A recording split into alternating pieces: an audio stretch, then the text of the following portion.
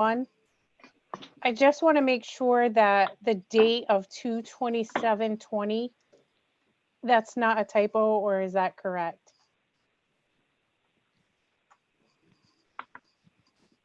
Where do you see that on the warrant, Jen? I see 8/14/20.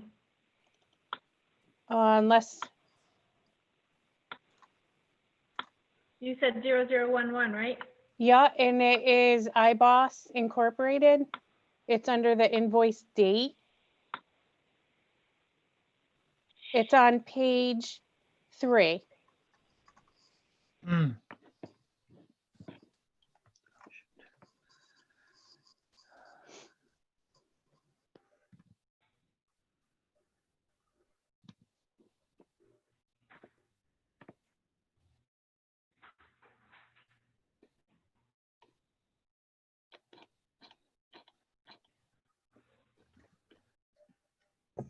I'm looking at it Adam, can you sideways. see it?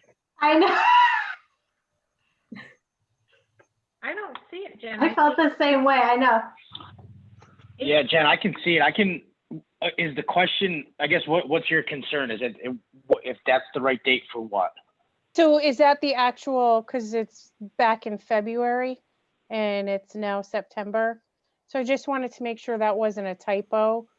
Oh, the 2/27/2020. Yeah, that's the invoice date. So I just wanted to make sure. I can follow up with Yeah. Ariel. Actually, I had see. multiples of those, unless I am misreading it as well. That's why, you know. Like vendor So payment. there's a 4:30, there is a 6:11, there is a there was one more. Those I can 5/1. see. Those I can see. It's just the one that's all the way back in February. That's why I was like, I'm not sure if there was a holdup on something. I just wanted to make sure that wasn't a typo. Yeah, my question actually and concern is based on previous experience. Do those dates mean that they were not paid in the previous fiscal year and now they are being paid? Or is it that that's the invoice date, we were all set, but it just shows now? I'm looking. So there were a few FY20 warrants towards the end that we were trying to get FY20 bills on. This number 0011 doesn't seem like it'd be an FY20 warrant, but I can see it follow on up page and get 5. those. Yeah, I can follow up and get those answers for you guys. I'm not sure exactly if those are invoice dates or not, but I can certainly get that information for you.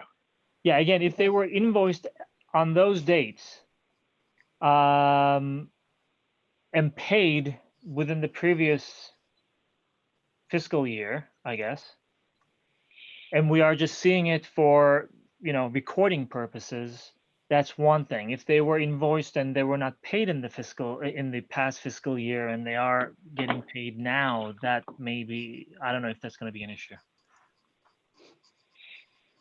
Yeah, I'm texting Ariel right now, so I'll Okay. have an answer hopefully for you guys while we're on the call. All right, thank you. Any other questions, concerns, comments, edits? Nope. Okay. I think we had a motion to approve and there was a second. Unless there are any other questions, all in favor, please say aye. Aye. Aye. Any opposed? Any abstention? All right, thank you. Approved unanimously. Now I have to go back to the agenda. The second set, oh, actually, we have the visitors' comments. So I will ask our visitors if you have any comments or questions. We probably will not be able to answer questions, but if you have any comments or questions, please use the raise hand feature and we will unmute you.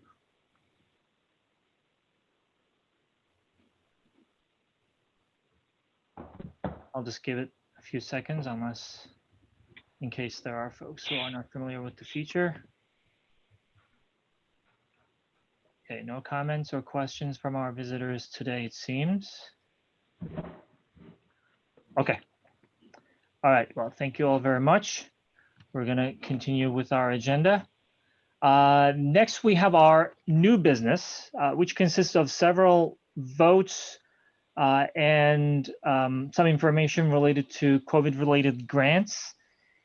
This section will primarily be driven by Carol and the team's input, and then we're going to have 4 votes, as I mentioned, after the first 4 sections.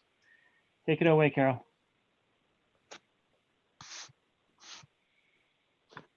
Okay, so the first up, we have student handbooks. So in your folder, you should see East Meadows updated handbook. And you should also see GRANBY Junior Senior High School's handbook. I believe in the GRANBY Junior Senior High School handbook, the changes are in red. If you reviewed it. In East Meadow, I believe he included a PDF with the updates. So he updated the letter from the principal. He inserted a new school calendar. He updated the staff list. He updated school committee. He added a page 13, COVID guidance and absent policy and procedures. He added a page 22, marking periods updated, and pages 35 to 36 are face coverings. So those are what he's updated in the plans, in the handbooks, both books. Now, for that one, we don't get the actual whole document to look at. No, you had the, I believe they provided you a copy in the folder of both. It says elementary handbook. Okay. It doesn't say East Meadow, it And says then there's elementary. copy of student handbook and copy of employee handbook, and then update. Okay. Yes, I see it now. Yep. I did have a question on the, now I'm questioning which one. I wrote down student handbook, but now I'm thinking it was potentially the junior senior handbook. On page 13. You think Which one, which document, High Audrey? school, Sorry, I didn't- believe high school, page Okay. 13. Now All right, I'm thank you. scrolling, trying to find it. It is high school. Did you notice it too? Yes, I did. Okay, so it says who Coney, they Yes. are unable to. I was like, wait a minute. I think that's, of Convey. course, your eyes are crossing after reading all this stuff. You're like, wait a minute. Where on, where? Page 13 under high school academic attendance policy. Okay, so we'll make sure that Ally, It's the third highlighted paragraph. There's Yeah. so Ally's on the call, so she will, I'm certainly sure she's. Oh, it should be who cannot. Or who.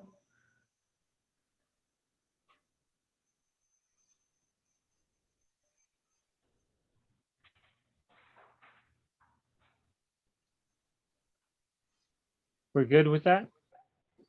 I think that was the only thing I saw. I don't know if anyone else saw anything. So I just have a question reading through this, and about the reporting the absence. Is it to call the school before 8 a.m.? So that's in whatever world we're in? Yes, Okay, and can you, I mean, because still, kids will still have like doctor's appointments and things that may be within the day, so how will we do that? They'll just, like, it would be like they would be in a regular school, regular school day, you leave for the appointment and then come back and they can pick up where they left off?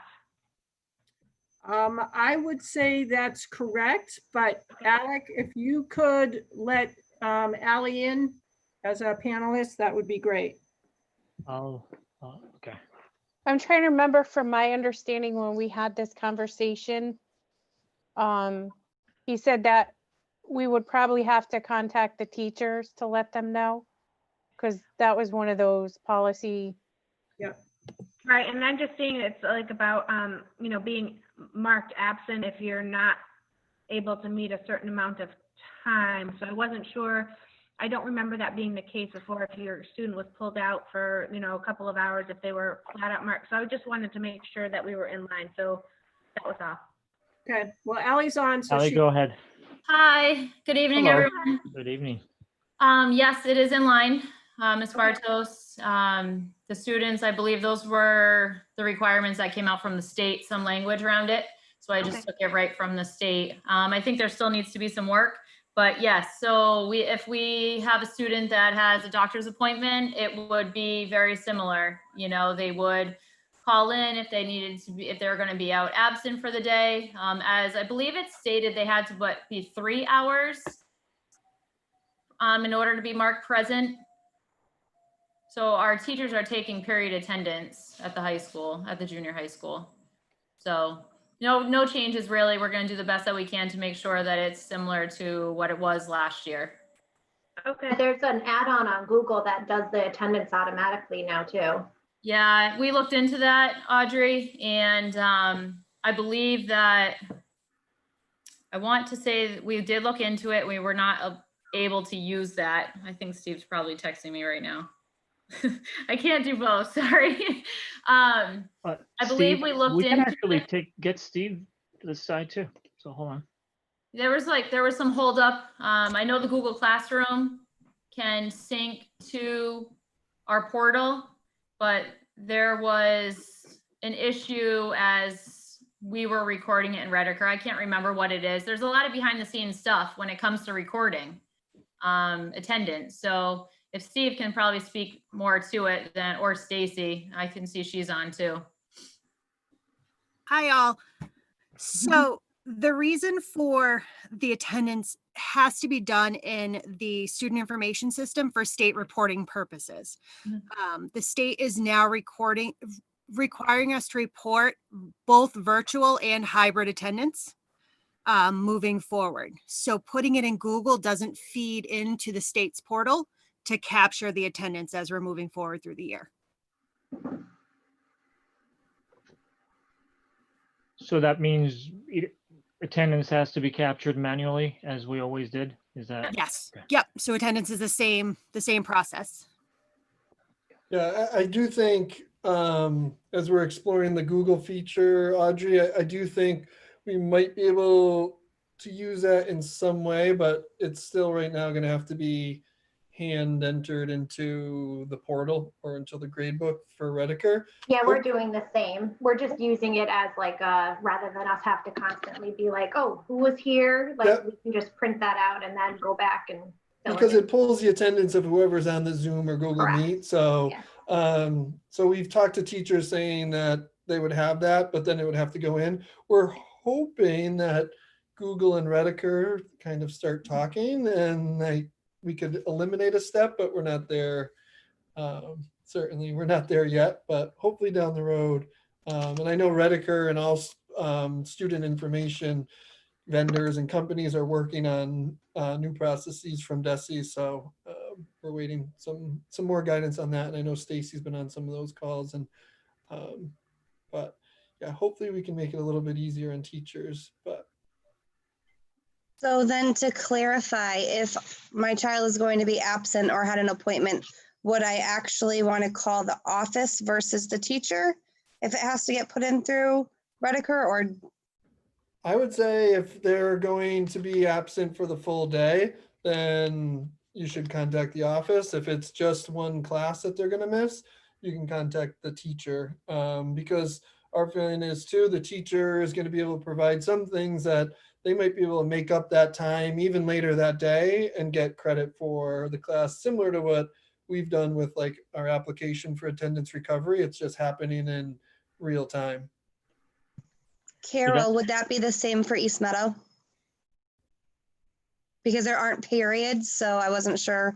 Would we also report to the teacher if it was just for an appointment, or would we still go to the office? You're muted, Yeah, Carol. mute, Carol. I think Bill just jumped on to speak to that. Bill? Yeah, I was trying to get in. Alex just let me in. Thank you. So at East Meadow, if you're going to miss part, and we'll send out something with the effect of this, if you're going to miss a class, of course, you're going to be with that teacher all day anyway. So work with the teacher to make up the work. And that's the biggest thing, is making sure that the work is made up and any instruction is made up. And we're going to try to do the attendance on a weekly basis so that we can keep track of that, because we understand that there's going to be some families that can't do the work right away while it's given and when it's assigned. So we'll be working with families, and we'll have some parameters around that going out with our first day of school paperwork.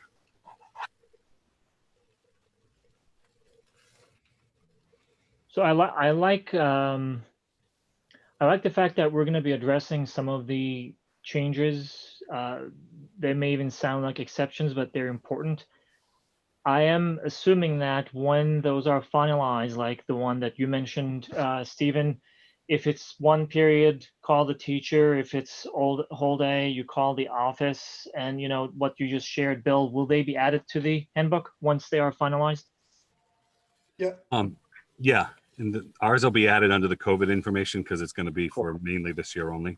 Yeah, same with ours. It's going to be added there. And then, you know, like I kind of alluded to, we're hoping for a little bit more from Redeker. So like that's part of what we're waiting on too, is to figure out like what steps people are going to have to take so that we're hopefully only providing that information once. But yes, we'll certainly add it. Great. Any other questions on the student handbooks for either school?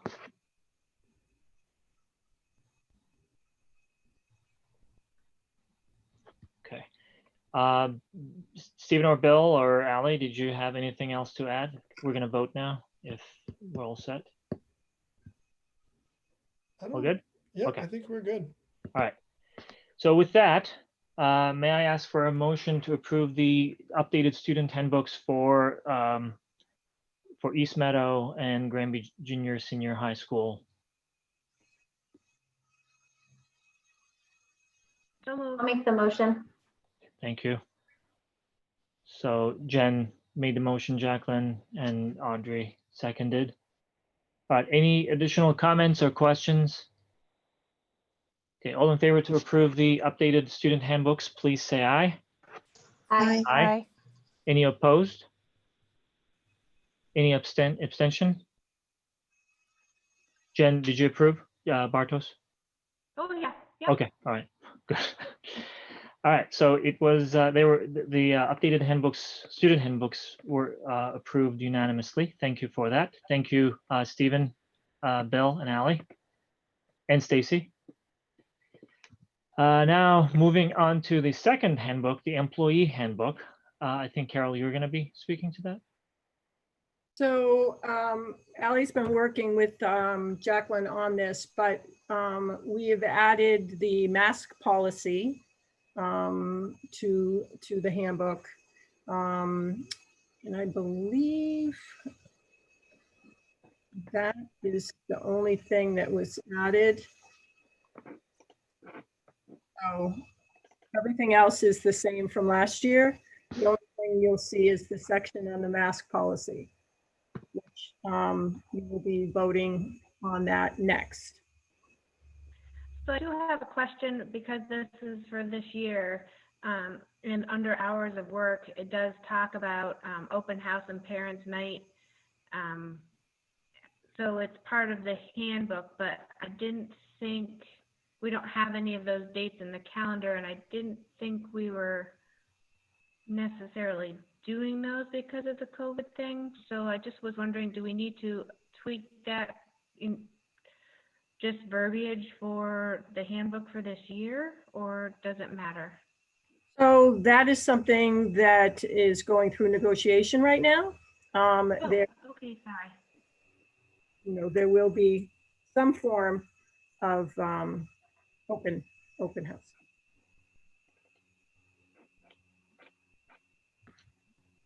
Carol, I did not check everything word to word, but is that section the entire mask policy that we are going to vote on today?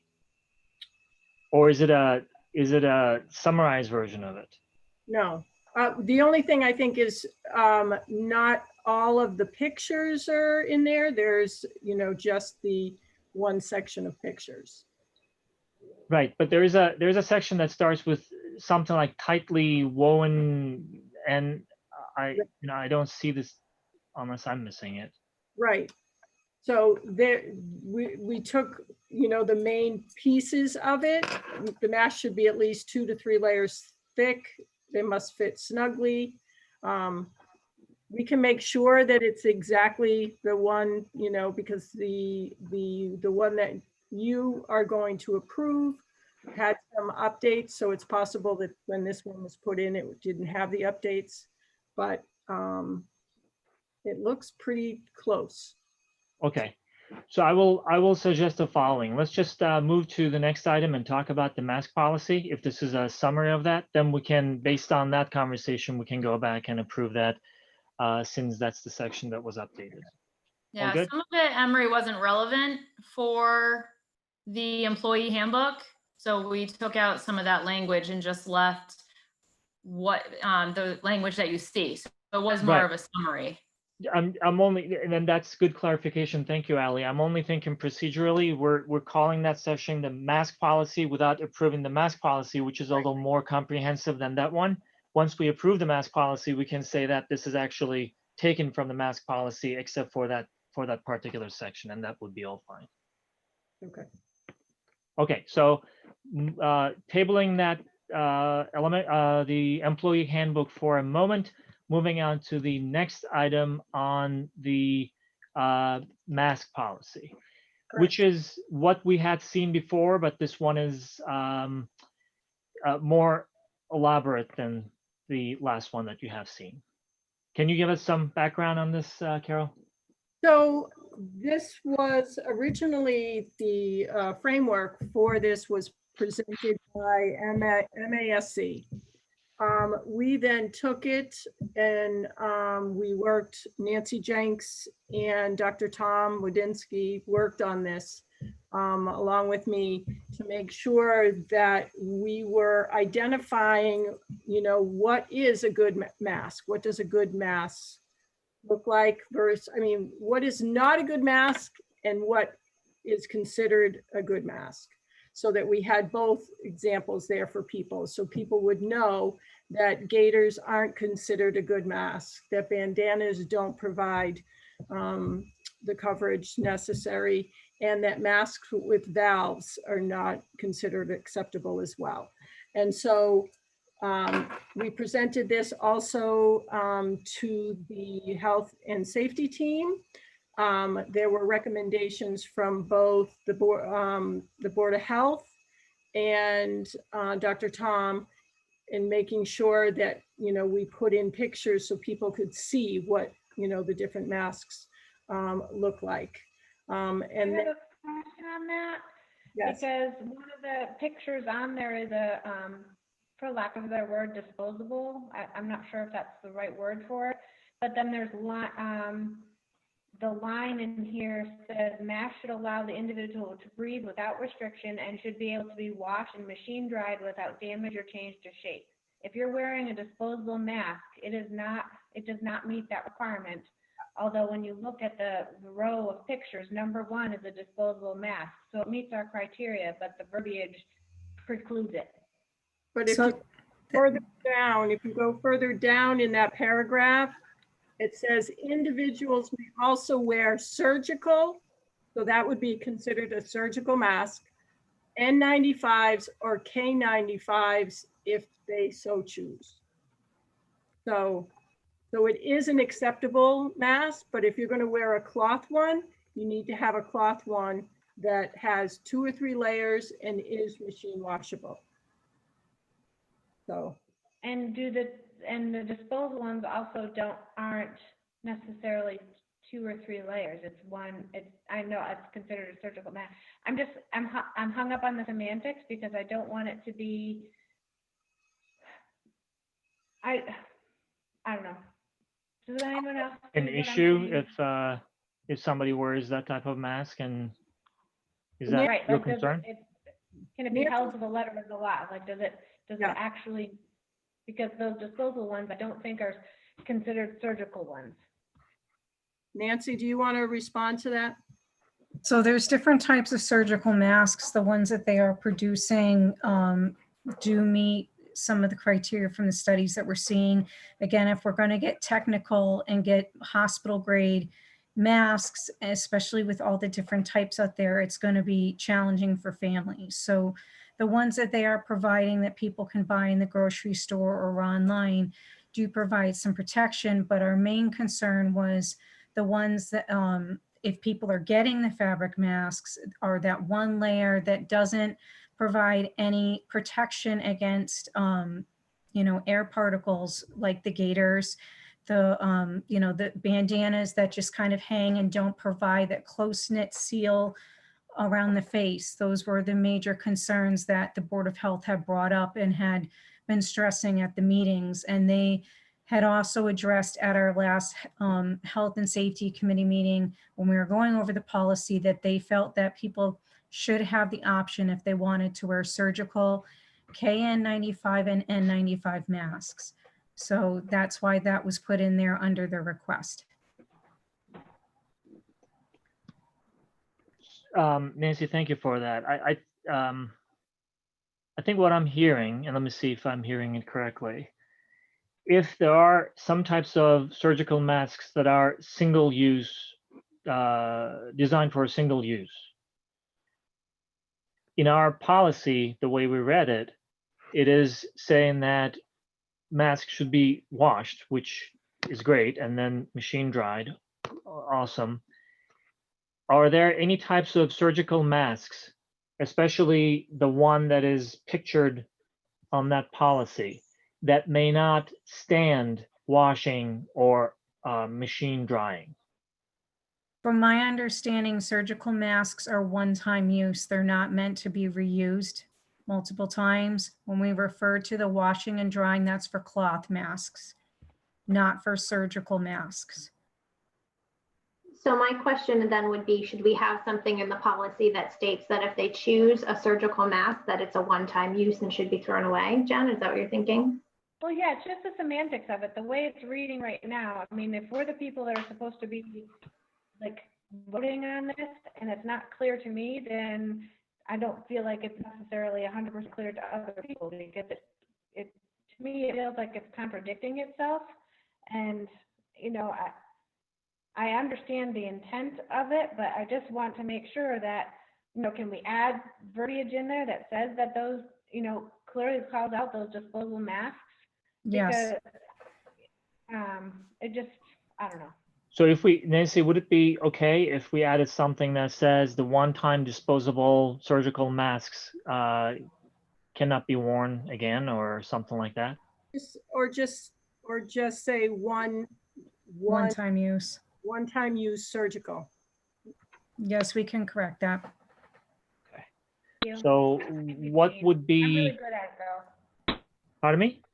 I said I don't mean to be a pain, but I'm really good at it. That's not pain. That's actually good clarification. It would probably help all of us, especially folks in the buildings in the future, if there is any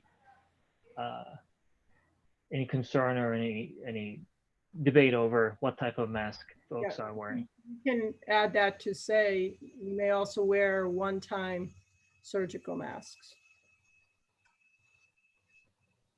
So one-time surgical masks Yeah. should be disposed of after that use, type of thing. Okay. Yes. So that would be the amendment then to that policy that was presented, among some of the other things like the pictures and all that. Let me add a quick word on this one. Carol already mentioned it, but something as simple as, or seemingly as simple as, a mask can be crucial, especially for this type of virus. Masks became the first line of defense. So it was very important, and I really appreciate the collaboration on how the policy became more comprehensive and clearer, with the help of our Board of Health, with the help of our school physician, with our nurses, folks who are on the safety committee. That shows how important it is for us, for all of us, to be able to put what we are thinking and what we know on the table, and then make sure that we are meshing all that to come up with the most useful, most practical policy possible. So I really appreciate the collaboration behind that. So with that, and the amendment that we just mentioned that will say that the one-time use surgical masks will be disposed of after that use. Any other questions or concerns on that policy? This is actually the policy that we reviewed a couple of weeks ago. It just came back with some of the updates to address some of the issues. So with that being the first reading, we're gonna vote on this policy. Any other concerns or changes to wording, edits, questions before we do that? I actually had one other question about Go the, if students are in violation of this policy, the building principal will consult with the parent guardian to determine whether an exception is appropriate, that section. We did say that if students didn't have masks, we had the disposable masks for them. Is this meaning if they're in violation of keeping the masks on while they're in school? Yes, it's more related to if, you know, they do not have a medical or behavioral concern that would dictate them not to wear the mask, and it's more of them declining to keep it on, just kind of being a little bit challenging about it. That would be that next step. Okay, so I was just thinking maybe verbiage also, because we did say that if students didn't come to school with a mask, that we would have the disposable. I don't want someone coming in with, say, a cloth mask with one layer and then being told you have to go home. We could give them that disposable mask, correct? And then follow up with parents. I'm just trying to read this and make sure that it made sense, because we did say that we had the disposables available. Yeah, this is more of addressing if it's more they're refusing to wear the mask, not necessarily that they don't have the appropriate one. We would give them an appropriate one, but this is more of it's a refusal. Okay, that's just a good clarification then, just same thing, reading it. Just want to make sure that that's clear, that it was, if students didn't have them though, that we would be able to give them the disposable, but that this was for not complying to keep the mask on. There is there's a paragraph up above Stephanie that says if a student's face mask is to be provided by the student's family, staff members are responsible for providing their face coverings. The district will supply disposable face covering for individuals who arrive at the building or board the school transportation without one. So the bus drivers will have a supply of masks. So if a child gets on the bus, they will be able to provide them a mask, and the school will have them as well. And it is a requirement for them to wear a mask to be able to board the bus, correct? Yes. Yes.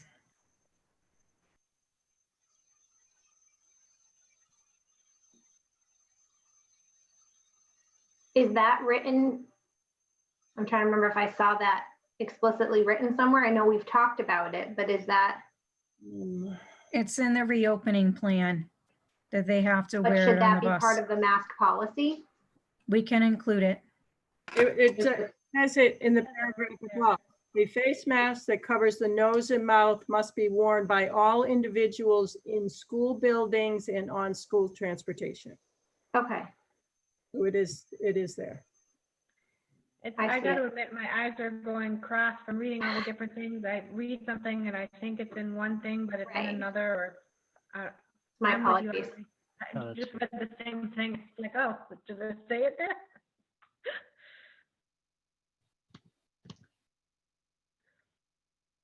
So do we need to vote? Did we take the motion? Not yet. So we have two amendments. The first one was related to one-time use. Did we say that the second one needs to be added there as well? I think both of them were covered, right? In transportation, Yep. and that the schools will be providing individuals who did not have masks, whether in the bus or before entering the bus or before entering the school premises, correct? Yes. I mean, we're satisfied the way it is included in this policy. It is there. We added individuals may also wear a one-time use surgical mask, which will be disposed of after use. Okay, so that's the only amendment so far. That's what I'm saying. Yep. Okay. So I have one more question. Second paragraph, face shields or plexiglass barriers may provide an alternative in some instances, or full remote learning is another option. So are we saying that they can consider using face shields or plexiglass barriers? I know that we're talking about our specific kids, but does that need to be more clear for parents, like on an approval basis or on a case-by-case basis? Or like, does that need to, versus them saying like, oh, look right here, it says they could just wear a face shield instead of a face mask? Well, they would need the exemption from their doctor. So the doctor would have initially provided the recommendation that we need, that the child is eligible for not wearing a mask. I think the face shield is, so at least they have some sort of protection. Or if a face shield is also too restricting, then a desk, plexiglass desk Carol. But the way that this is worded, I'm wondering if like anyone thinks that they could read that and qualify for it. Do you know what I mean? I hear you. Versus, am I reading into it too much maybe? But well, I hear what you're saying. It was the same thing that I got. It comes down to the semantics, but we want it to be particularly clear so that it's right. There's no misunderstanding, I think. Okay. Well, they would, first off, they need a note from their doctor. So they would have had to go to their doctor, and the doctor would have had to determine that, that they need wearing a face mask is unsafe for them. So I think it starts, with that. So on the sentence before, for individuals where a face mask is unsafe, a mask exemption note but face shields or plexiglass barriers may provide an alternative in some that exemption for these students. Like, could we say, like, to loop it back to that it's going to for these students? I don't know. So like how about this? Go ahead. I was going to say may provide an alternative as the exemption, as the, just to tie it back. Yeah, we can say face shields or plexiglass barriers may provide an alternative in such cases of exemption, period. It seems like the rest of that sentence is basically our way of saying, if you are refusing to wear masks the way it is defined on this one, then your other alternative or the other option is full remote learning, correct? So maybe we want to just split them that way. That is, I like the fact that we are saying there is no way you can be in the building without abiding by this mask policy. And the alternative would be not being in the building. Right. I just want to make sure it's clear that it's not just anyone that so chooses. Yeah. So if we can, if we can amend that to say face shields or plexiglass barriers may provide an alternative for such exemptions. But it's right in the sentence right before it. Doesn't tie back. It is, but like I feel like I want to make sure it ties back into that. I agree with you, Jen. So here's Nancy's been typing away as you all talk. So for individuals where a face mask is unsafe, a mask exemption note from a physician is required. Face shields or plexiglass barriers may provide an alternative in some instances for those students with medical exemptions. Full remote learning is also another option for these students. Perfect. I like that. Awesome. Thank you, Nancy. Thank you. Cool. Are we're good. Yes. So now can we have a motion to approve the amended mask policy? I'll make a Okay. motion. Audrey made the motion. Is there a second? I'll second. Okay, thank you, Jen. Any other questions, comments? Okay, I guess I have one question just about mask breaks. Are those, that's not part of the mask policy, but is that somewhere that I'm missing? That will be. It's mentioned as the first bullet in that section. Additionally, face masks will not be required when appropriate social distancing is enforced during mask breaks is the first bullet. Well, it says, right, additionally, face masks will not be required when appropriate social distancing is enforced. But I was just curious about the mask breaks. Like, there was some talk originally about them being indoors with the window cracked versus having to be outdoors. I guess that was my question. Is that really part of this? Do you think that that's the same thing? Like that should be part, the face mask break should be part of the policy? I wasn't even thinking of it that way. You mean you want to define how a face mask break is done? as Well, I part of just the heard policy? both options in the past and was curious if one was set versus the other, or if, I don't know, I felt like it kind of went hand in hand with the mask policy. Well, I think, teachers in a lot of ways will, be making that determination with their group. I would hate to tie them to, a certain number or a certain location. So if they're in the cafeteria, yes, they're going to be indoors. I do know that many want to be able to take mask breaks outside. So whether they're walking to the library and they go outside the building and back in on their way, is a possibility of getting in a mask break.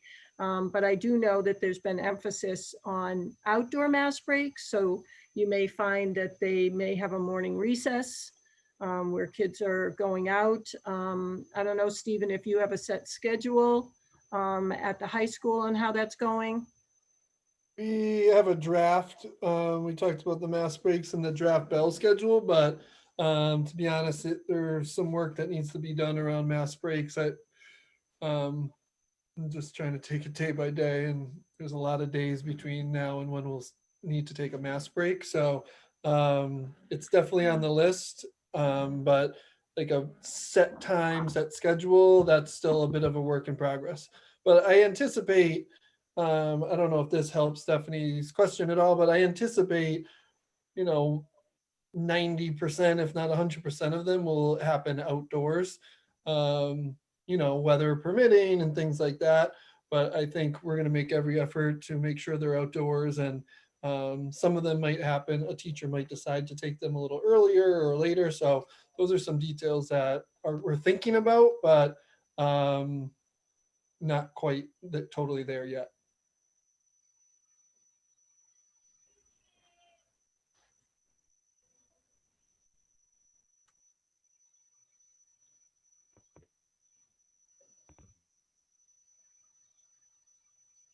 Emery, you're on mute.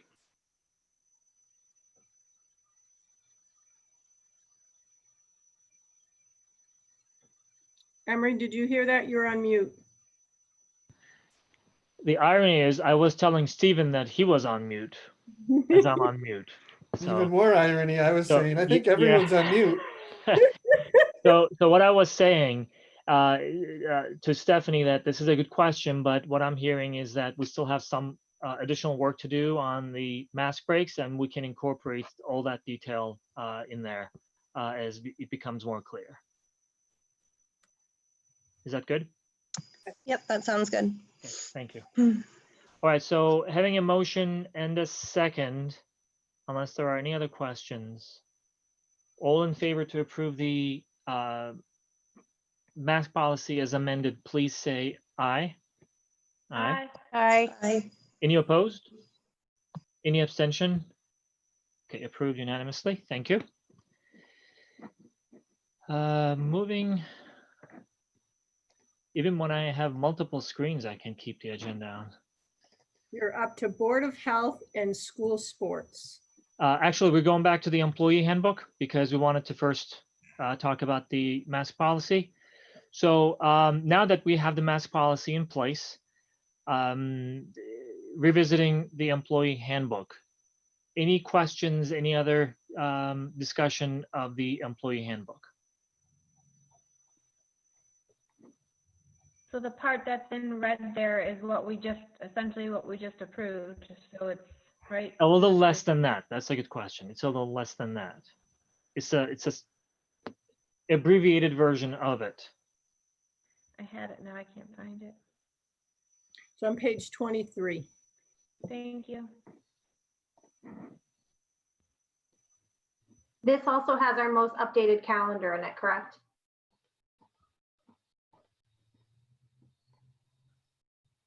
It is referring to September 15th as the first day of school, if that's what you're asking. Yes. Yep.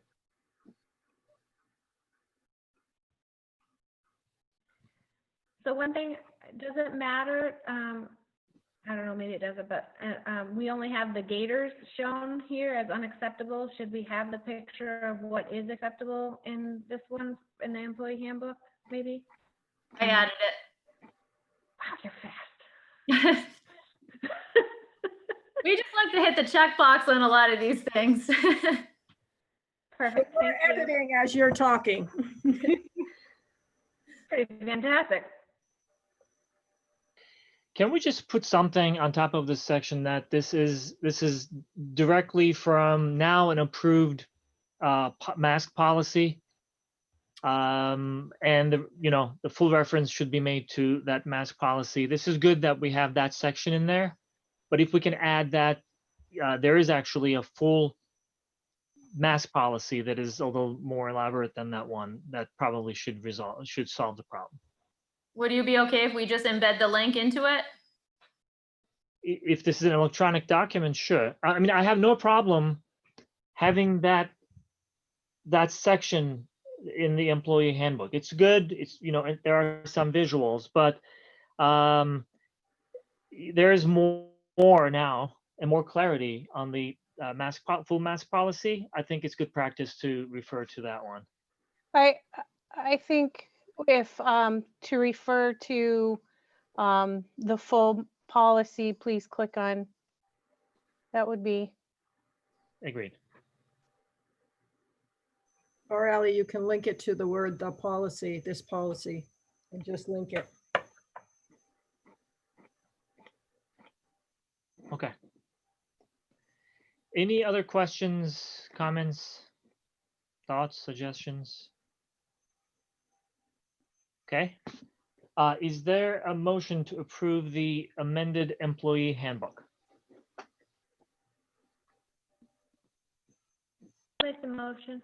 Thank you. Is there a second? I'll second. Thank you. Any question, comment, discussion before we vote? Okay. All in favor to approve the amended employee handbook, please say aye. Aye. Aye. Any opposed? Any abstention? Okay, approved unanimously. Thank you. Next item on the agenda is related to school sports. Go ahead, Ally.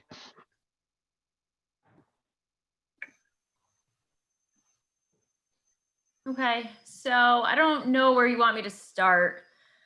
I did share a document. Do you all have access to that document?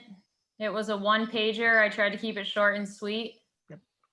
Okay, so I've had multiple conversations with our coaches in the past few weeks. I did sit on the Board of Health meeting last week. Ally, Yeah, may I just ask you to maybe take one step back and just for everyone who may be watching or who will later watch, can you just tell us what the issue was, and then we can talk about how it came to this resolution?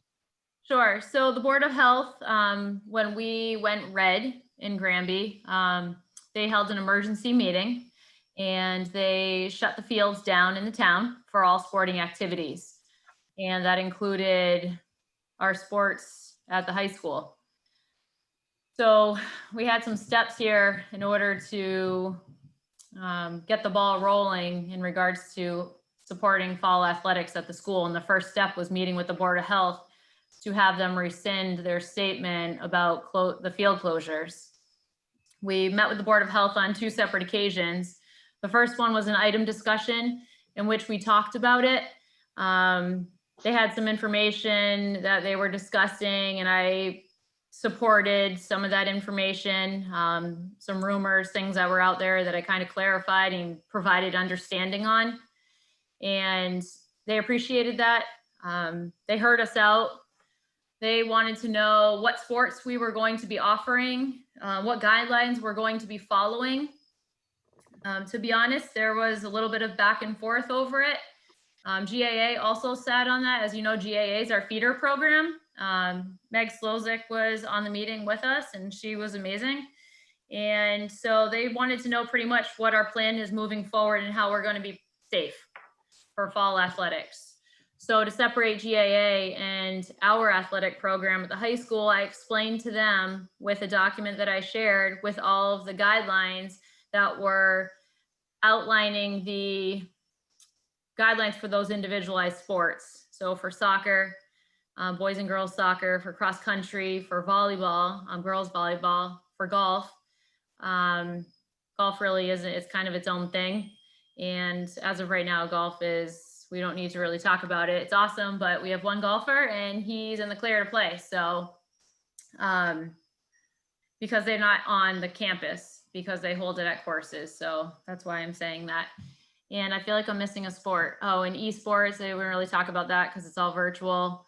So the long and the short of it is they wanted to know what parameters we were going to be following. So I gave them a ridiculous amount of guidance that Jen, I believe you saw, and Emery, you've seen. It's also in this one pager that I shared with you.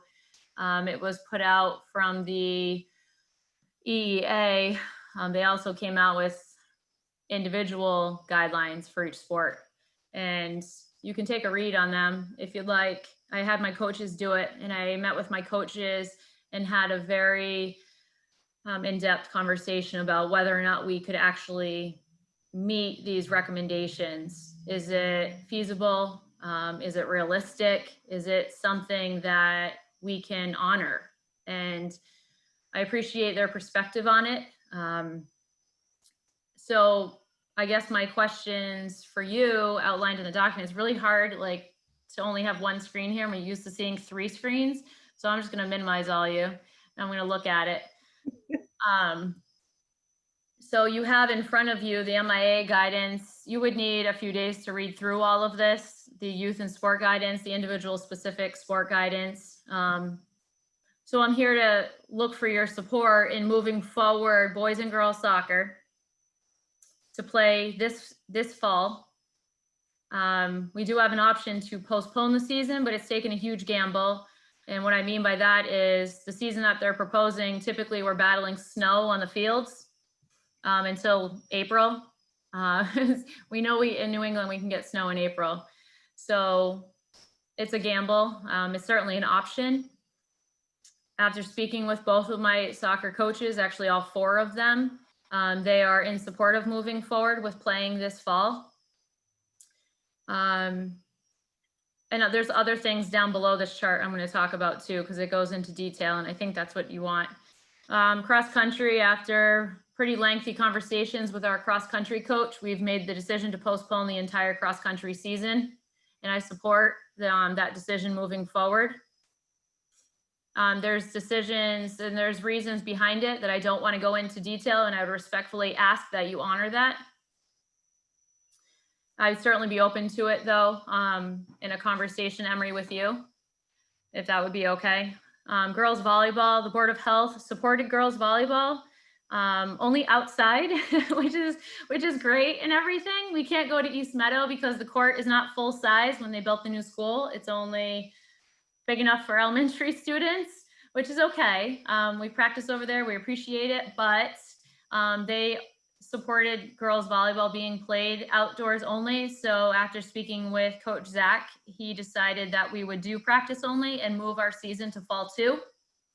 There's a story behind that, as you know, being on the school committee and the members that have been part of the school committee for the past few years. We're a new program for girls volleyball. And this year we went varsity. I don't want to lose that status. So we would like to move to fall 2. So we're looking for your support in that. And hoping that we'll be able to play in the gymnasium at the high school. If it's not an option, I'm sure I can phone a friend and get a court in Holyoke or another surrounding school, pending whatever this situation looks like down the road. We talked about golf. There's really nothing else to really talk about it. We're playing as is. We co-op with Hopkins Academy. And so they're the host school. So we play by their rules. As long as the parent is okay and as long as the school committee is supportive of that, they are hosting their golf season. So our one golfer could go to 2 possibly this year. I'm not sure of the interest yet, aside from that one we've had for the last 4 years. But we are going to move forward with that and play this fall. Esports, we don't really need to talk about that. They're awesome. They've been still playing. They actually made playoffs, and I think they just ended this past week. And unified basketball, I threw that on there just because I don't want it to be a surprise. The school committee approved that to start a few years ago. And just so you know, they have already made the plans that it's going to be practice only. So we would not be traveling outside of GRANBY. We would just be practicing at the school. And that's a late October start date. So I didn't want to put that on the school committee agenda to talk about again, but so I'm going to scroll down on this document. Quick question, Allie. You said cross country was a no? Yeah. Because it's listed on here, play fall. Oh, you might not have the updated one. Emery's the only one in the document right now. Oh, yeah, I thought everybody received a link to that document. Yeah, it's a live link if you're I'm in on it. what's in the folder. So if I open it with Google Docs, because a lot of the policies, if I try to open it in Google Docs, it doesn't open it the same. So if I open this one in Google Docs, it should be the live document. Audrey, I'm going to share it with you. Jen, I'll share it with you. Miss Thanks. Malone, I'll share it with you. Please. And So it's different than what we have, because I was going to ask the same thing, Audrey. Yeah, if you're not seeing, cross country says postponing on this one that I'm looking at, which is the live link that Allie had shared. who am I missing? Audrey, Jen, And Stephanie? Stephanie. Sorry, Steph. Stephanie. Pop right up. All right, here it comes. Okay. And do you want me to move on or do you want to look at it? No, you can keep going. I was like, wait, something's not right with the document that I have. Okay. So at the bottom, I have the proposals. It's kind of where we need to go into some specific detail about this. I put the attestation form in there. It would be required for all students, coaches to complete.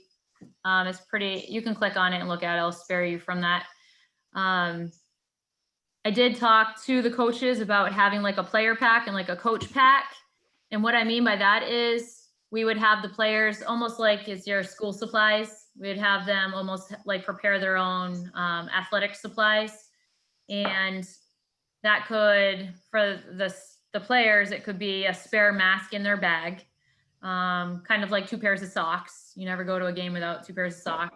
It could be a pair of rubber gloves, just things like that. I don't expect them to carry around thermometers, but after speaking with the coaches at length, we did talk and I listed a bunch of things that we would include in like a coach pack, and that would include all the things that you see there. It wouldn't be too much of an additional cost because we have an entire spring season of supplies that went unused. There's some things that we can reuse, not baseballs and softballs, but other things that we can reuse. I did speak with Nancy though. We would have to probably borrow some things from her and then replace those only because of the time frame here. We're on a bit of a, we have about a week before a lot of these sports would be starting, specifically soccer. So I have put an order in, a tentative order in with Betsy over at Holyoke Sporting Goods and with Nancy. We talked about these things, and because we have a lot of them in stock in the district, we talked about just replacing what they had because they already had it, and she was on board for that. Like a reversible pennies, we would be buying those. Thermometers, I see you're probably wondering about that. The coaches did agree, as long as they didn't have to touch the players, that they would take their temperatures before going out to practice. and we ordered a lot of soccer balls. And you're probably wondering what what do we mean by will go in shed to get sanitized by fog COVID killer. And I mean that jokingly, and it's not really funny, but we have a red shed in the back of the school that we use for all the fall supplies. That could be corner flags, soccer balls, cones, like a lot of those things that we all put in there. So we do have that spray cleaner, the COVID killer spray cleaner, I call it. We would be able to use that and spray that and kind of fumigate it almost and leave it in the shed until the players would return the following day, because it needs like that 5 solid minutes there to, you know, kill bacteria. So Sally, that's for some of these sports, especially soccer,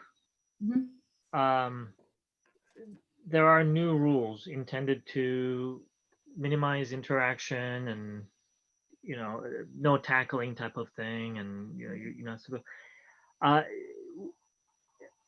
Two things come to mind. One is what did our coaches think about those restrictions, especially from a perspective of being able to comply with those. I mean, are those really, you know, it's nice that it's on paper and MIA gave it to us, but are those really, will those be easy to abide by? Yeah. And I say I had that conversation with them and multiple times, and it's not always about the competition, you know, the season and winning. And I'll explain that comment to you in a little bit, but certainly they agreed that they could do it. And if that means spreading them out in practice and having an attendance log and, you know, making sure that they're sanitizing every water break and doing those things, and they have their masks on when they're closer in groups.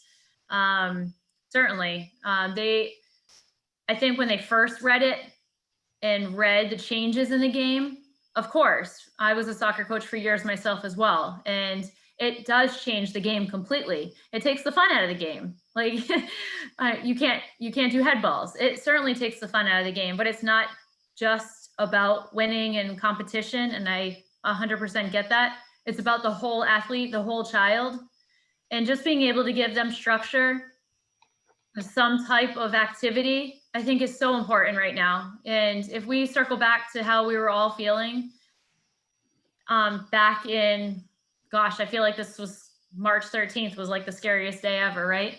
How we were all feeling in March and April and May and June, to be able to provide some type of structured practice in a modified season of games, to potentially only traveling within a 15-mile, and I'm just throwing that number out there, radius to play other schools, seems a lot more safe and appealing than a lot of the other, you know, traveling to Franklin County or traveling, you know, an hour and a half to play another school.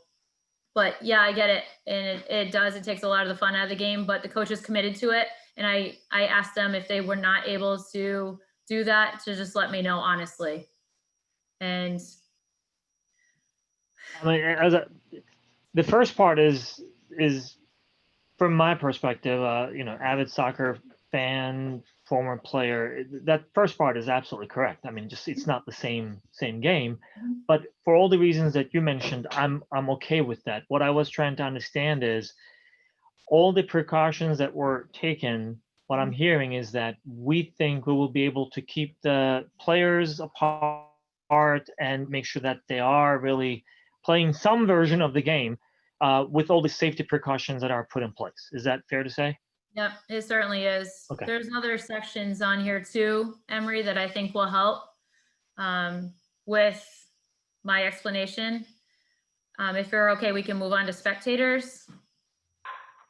Yes. So for each varsity game, you're required to have a site director from start to finish. I would be hiring the assistant AD to come on board. So there's 2 bodies as opposed to 1.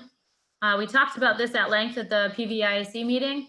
and how it puts me in a difficult situation to say to, we'll just say a parent from out of town coming to the school and they're not wearing their mask, or if we don't have them wear masks, but they're not practicing social distancing guidelines, and they can clearly see our newly purchased signs from GG Inks on the field that says, please be safe and social distance yourselves.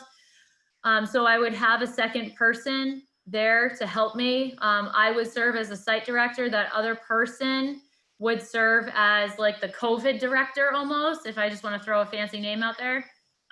So that would be their role. Their role would be making sure that the fans are spacing themselves out appropriately.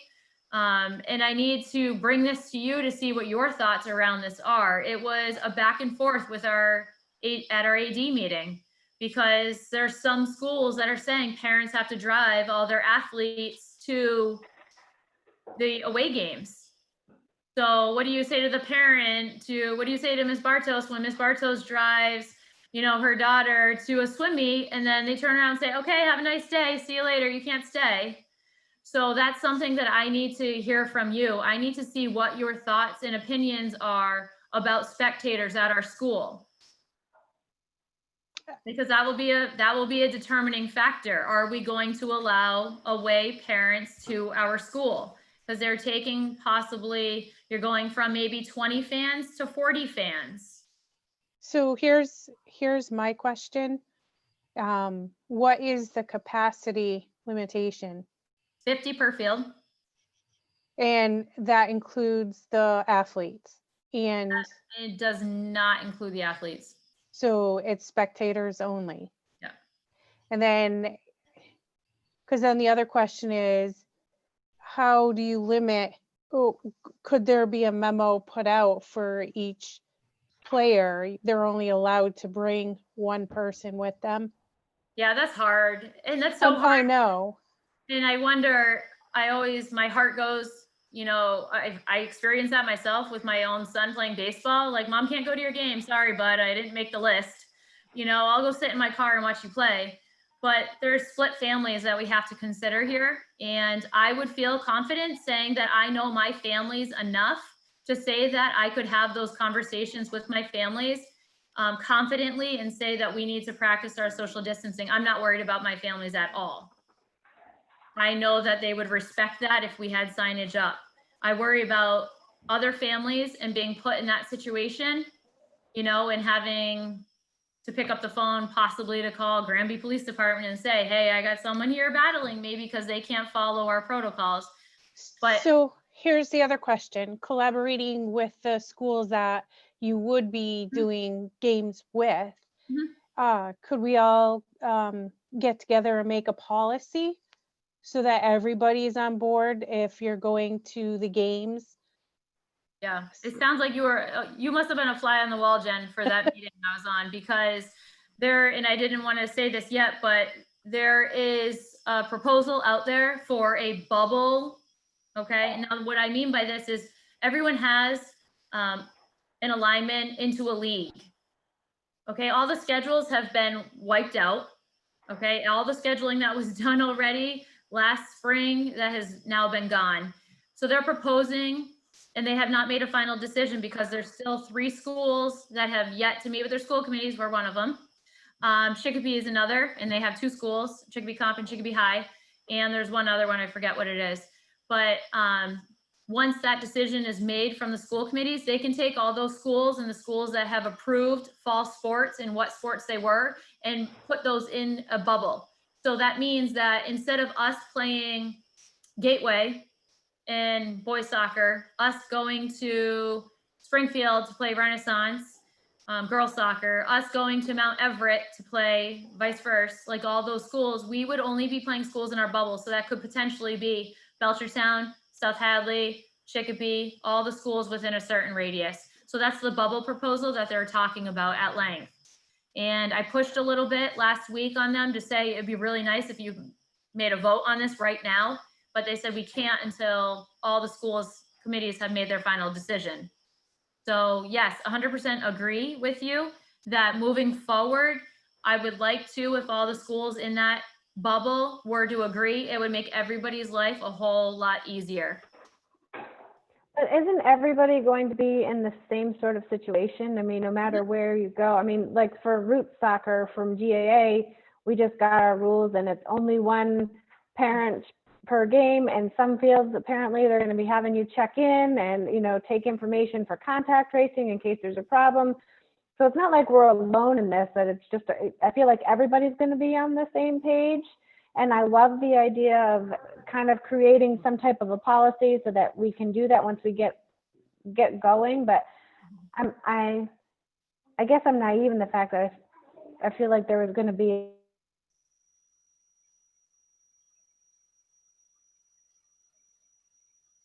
Jen, I really We wish can't hear you, Jen.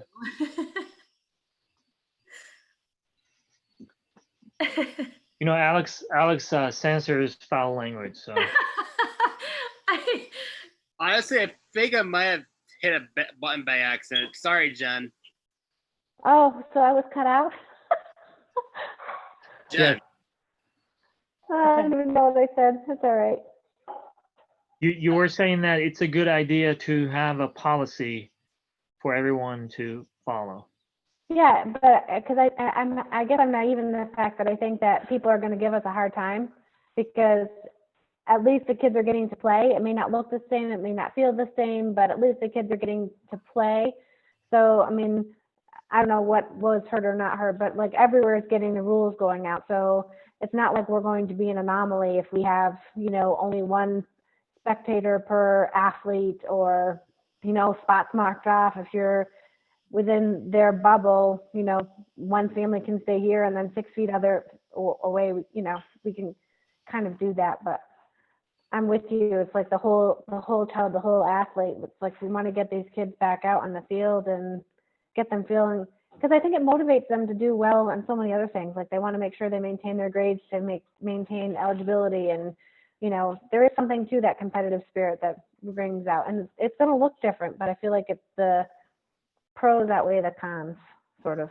Yeah, it's certainly a step, you know, and I know, like you said, it's not gonna look the same, but it sure is gonna feel good for kids to get out there and, you know, to do some type of activity. So Allie, what do you need from us in terms of spectators?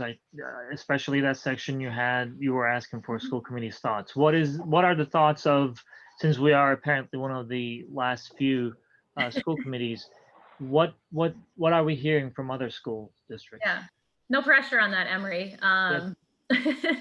So I guess like if spectators were to come from other schools, would you want them to have masks on? Because I would have to enforce that.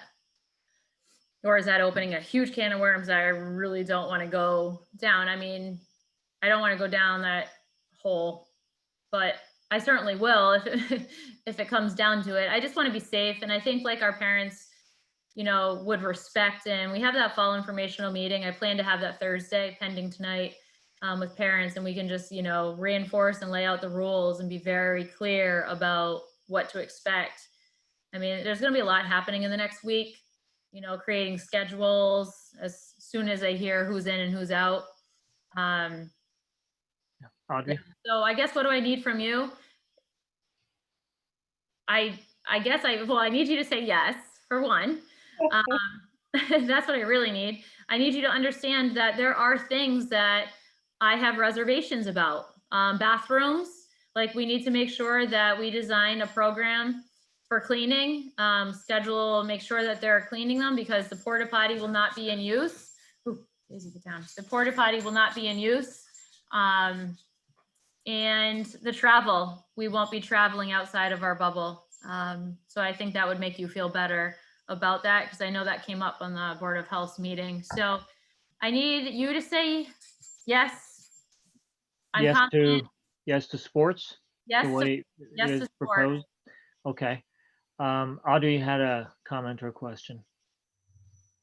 I guess it was in where you're asking our thoughts on spectators and things like that. Do we know if we're considering being part of a bubble, what other people are also considering? Like Jen was saying that, you know, other places are saying only one spectator. Like before we try to create what ours looks like, do we collectively know what other people are proposing or following?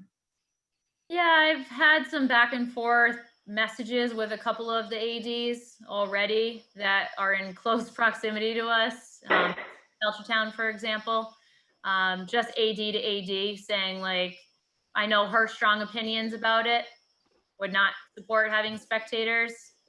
It just takes, like I said, it opens a huge can of worms. It's really difficult to police, you know? Right, So- and then making you guys responsible for that. That's gonna be, you don't need to be confrontational while we're trying to have a sporting event. I No, agree. but I also do think it's a good idea, Audrey, to have, like, I think it was Jen alluded to, like having the bubble create their own group, you know, policy moving forward and to communicate that out. But I don't know the bubble yet. Like we have some idea of who it would be, but we're still waiting for a couple of the schools to figure out who's doing what. So right now, for us to say yes to sports and then the proposals of safety protocol spectators, that can come after? You just now need us to say yes to sports, is that? Yeah, so it's mainly boys and girls soccer. I've had to pull that screen up again. Hold on. Yeah, so boys soccer, girls volleyball, outdoors only, Yep. golf, and esports, which is really all virtual anyway. Right. So all of this is outdoors anyways. Yeah. And as long as we don't go over the outdoor capacity for spectators, and if the parents, so like if we're talking to our students and their parents and we're giving them guidelines on what our expectation is, and I think once you get into the bubble and figure out who those people are, then we can make a policy stating. So, Allie, go ahead. Go Sorry, ahead, I'm Stephanie. go on. I just No, have, no, go ahead. it's not sitting well with me continuing to say like, no away spectators, that they might not be as potentially respectful as like, we know our families. I think that's a really tough line. I don't want to be putting out there at all. I think that everyone is, you know, I like to think is respectful and will follow rules when it comes to their children's sports. I don't want to single out like any sort of, if we're not doing away spectators, it's not because we're afraid that they won't behave appropriately. It would be more for a, do we have room for additional people? I just don't want to put out there that we're thinking that other communities may not be as responsive to rules. That doesn't sit too well with me. I'm just being as realistic as possible, Stephanie. I've been put in many situations here where I've had to deal with community members of all sorts. So no, I don't want you to misinterpret what I'm saying by any means, but it certainly presents its challenges for sure that I don't feel comfortable putting myself in situations, but I will move forward on however the school committee chooses. I am definitely, I'm open to it, and whatever your thoughts are, I'll proceed with. Could we do something where we have, for the limiting, that we, you know, you have to sign up to be able to come to make sure that we maintain the 50% rule? Because, I mean, we could potentially go over that if, you know, you've got a bunch of kids coming from ABC town, that's our new town in our bubble, and they come in and, you know, they follow the bus or whatever. Can we do something where it's like, you know, even for the GRANBY families, like you have to, for lack of a better word, purchase or sign up a ticket in order to attend, so we know who's going to be there, and then have the same thing outlined. I mean, I guess we're getting ahead of ourselves because we don't know who's going to be in our bubble, but those are the kinds of things to make sure that we keep it, because we don't want to get to, you know, spectator number 50 and 51 is walking in with them and they can't come because now we're over that thing. So that would be something we would kind of have to outline. But I don't know. There's so many questions, but I think the main event here is we want to say, we want to be able to let you do the next steps, right? So we can't even have a lot of these other conversations until we have the vote. Is that true or no? I mean, yes, I'm not going to design, a lot of the protocols are already in place, but I'm not going to design anything. I'd rather have a response first Right. before proceeding. And a lot of these things are already thought out, you know, because we've had AD meetings, you know, once a week for the last few weeks. But a lot of them are already outlined in the policies. It's just a lot of it will be on the coaches and myself for enforcing guidelines in the safety protocols. Very similar to in school. You know, we're designing in-person instruction on a hybrid model. So it's very similar to that. I feel like we've been eating, breathing, and sleeping these safety protocols for the past, since March 13th, you know? And I think we're gonna continue to do that, and we're gonna have to continue to do that. And so I'm hearing two different things, Allie. One is the part that I agree with. We do not really want the students to be deprived of opportunities if there is a way for us to really allow them, accommodate them in their desire to play sports. MIAA, you know, came with this modified version, all that. It's all good. From my perspective, the primary focus in this is the student athlete, and I think, you know, there is some accommodation of that. So I'm looking at it that way. The part where I am, since, you know, you're asking for our thoughts in the following box, the part where I struggle is, now we are basically saying, since the first happened, how about the second to happen or the third to happen? It just becomes almost a chain reaction. Obviously, if we just forget the reality out there that, you know, there's something extraordinary happening, then yes, you know, parents of course should be going to their children's games and then following it and cheer them on and all that. But this is an extraordinary time. That's the reason why we're not playing soccer the way I know soccer. We're going to be playing it the way MIAA defined it. And that's good. I mean, at least it's an opportunity. The other thing is, only a few months ago, I know it just, you know, sounds like a long time, even just to do our graduation outdoors, we kept everybody in their vehicles only to go, you know, and grab a diploma and all that. We are still trying to make sure that we have those precautions.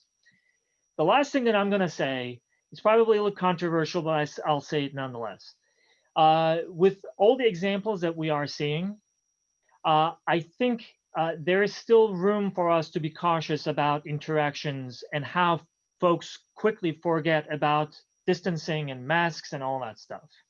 And that makes me feel uncomfortable that there will be so many people coming, and we will have to police something in some way regardless, whether it's the number or the distance or their masks or, you know, how they shout or cheer, because we know that when you shout, you know, there's more stuff coming out of, you know, your system and all that stuff, which, you know, which are part of the conversations that we've been having. I don't want to be, for instance, the term bubble, I don't want to use terms that are not the same as what we are hearing. The NBA bubble is truly a bubble. They are right there in that bubble. If you go out, you cannot come back in. You have to be injured. You go out, like Hayward, you're injured. You make the decision to go out, and then you have to wait for a while to come back in. The bubble that we're talking about is not necessarily something like that. So in my mind, it is increasing the possibility of having some interaction among these visitors to be exposed to something. Because we're not necessarily out of the woods, just we don't want to really lower our guards. So for that reason, I really don't feel comfortable with spectators going, visiting, or coming to GRANBY unless there are strict rules that they're going to be so far apart, wearing their masks, and even in that case, to a limited number. And I would not mind if the decision eventually would be, you know what, this is for the student athletes. They do their sports. And unfortunately, this is going to be 1 year where they're not going to have every single family member watching it. Again, unfortunately, I would be okay if we had a decision that just went completely in that direction as well. if there Can is we a live stream the mitigated game? version of it, I'm okay with that also. Yes, somebody was saying something. Can we live stream the games? I just emailed Allie about it. Yeah, I mean, some other. By the way, you have to give credit to Jen. That was her idea. We did not hear it from you yet. So. Whoa, we get time on that email. I didn't see it yet, Alex. Nice try. Can we do it? I think that's a fantastic idea. It really, you know. Bigger schools are doing that. She's super cute. Sorry, you guys had to. She is super cute. Yes. She is. Some of the schools are doing that. Some of your bigger schools, your Agawams, your Long Meadows. I think that they talked about it the other day, and I wrote some notes down to see what the service was. But if Alex is raising his hand right now that he wants to do it for us, then that's fantastic. Yeah, let me look into it. In the email I sent to Allie, I did offer when I come back from vacation. Yes, I'm on vacation on Thursday. I can always go out, see what it would look like for live streaming and what we might need. Equipment wise, we do have a what is it? We do have a live stream thing. I forgot the name. It's not in my head right now, but we do have a thing to live stream. We used it for our graduation too, and we can always record it while we're live streaming, so we can play it again. Obviously, we live stream YouTube. It stays on YouTube. So I love that idea. Thank you, Jen, for that, and thank you, Alex, for looking into it. By the way, just parenthetically, we take certain things for granted, and we think that things are the same everywhere. Just know that not every committee meeting in every town is being live streamed over YouTube, and they have this type of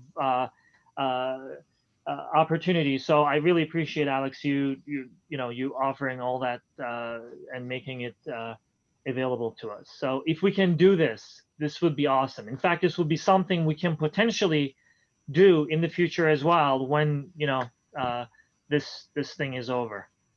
absolutely. Okay, so let me look into some things, and I'll get back to everyone. Cool. I have another big question about transportation. I know that it says travel within bubble only, but can we use buses? I mean, I know what the restrictions and the amount of students allowed on a bus. How does that work? Yep, so it's the same transportation guidelines that were put out by DESE. It would be 1 per seat. I would have to do 2 bus runs for soccer. And again, we're not traveling. Here's an example. We're not traveling for boys soccer to go to Gateway. We would be traveling, I don't want to say the word bubble. We would be traveling within our radius, our new established grouping. I don't want to use the word cohort either. So, but we would be traveling within a certain distance, Stephanie. So we would have to do double bus runs, and it would be a lot cheaper than sending 1 bus to Gateway and back.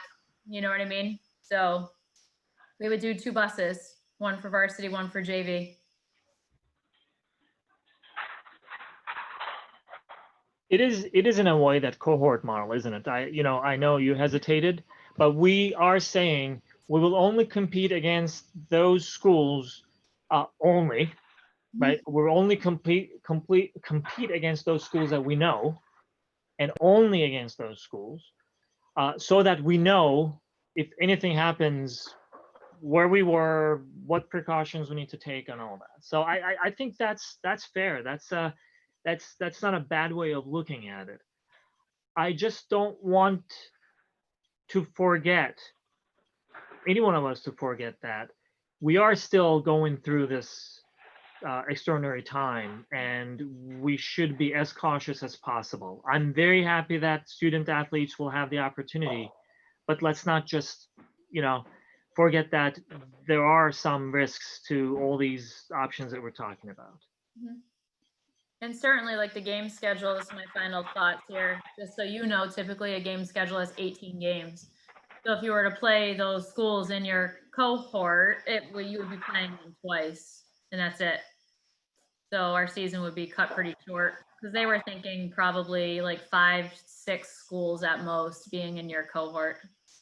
And that's all dependent on the metric too. So if a school falls within a red zone, then their whole season's postponed.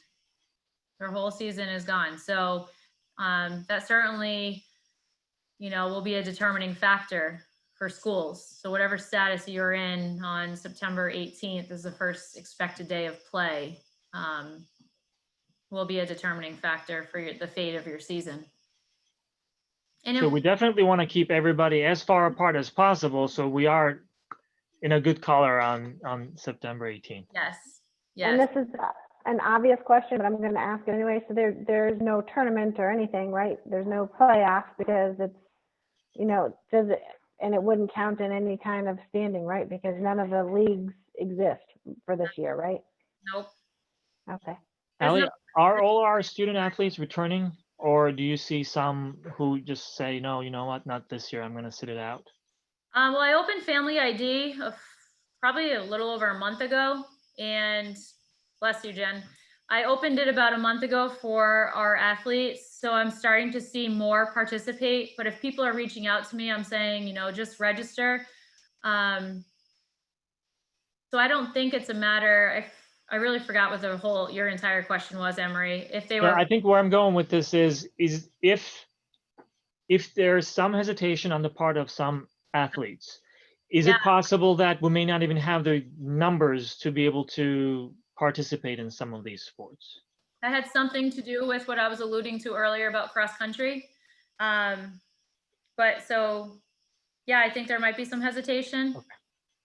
But I also see some of the kids that elected remote that are still choosing to play. Yep. So, Allie, in the interest of time, I will still keep the conversation open, but just to make sure that I understand, this is a vote discussion. What I'm understanding is that you are basically asking the school committee to consider the top box where we have all those sports where it says play fall 2020.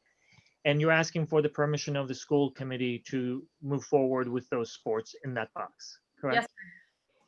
Okay. Which still needs to be approved by the Board of Health, correct? No, or at this point, the Board of Health is okay with these as they are? Yep. Yeah, in fact, some of these changes that you are seeing, like girls volleyball being too. outdoors, that Yes. came from their meeting. I did see that. Yeah. I just wanted to clarify that part too, because I feel like if they're comfortable with it, then that says something right there to me. Do you know what I mean? Yep. Did they have anything? Wow. Did the Board of Health have any rules or guidance around spectators or any thoughts on that? Did they have any feedback? I wish I could say I remembered the entire meeting, but I don't. I was really nervous, so I don't think so. I think we may have talked about it. I did. What's in here is very similar language that I had submitted to them in the Google Doc. Okay. It really didn't come up. The biggest point that came up was volleyball being outside. That was the biggest thing that came up. Yeah. And cross country and Dufresne Park and how we couldn't meet the 6-foot width of the course and the 2 massive trees that are down on the course in the woods, and being able to enforce safety protocols while the kids are running. So there was and bathrooms at Dufresne. So there was a lot of things that came up, but I think that was the biggest piece, was volleyball being outside. Cool. I watched that meeting and I don't recall any talk about spectators happening during that meeting, but my only other thing is, in lieu of an AAD, is it a possibility to look for parent volunteers to help? I know, like, my daughter swims USA Swimming and we've done a few mock things, and we've always, we run on parent volunteers, but is it something like we do meet coordinators because we have a game coordinator to help support you versus hiring out?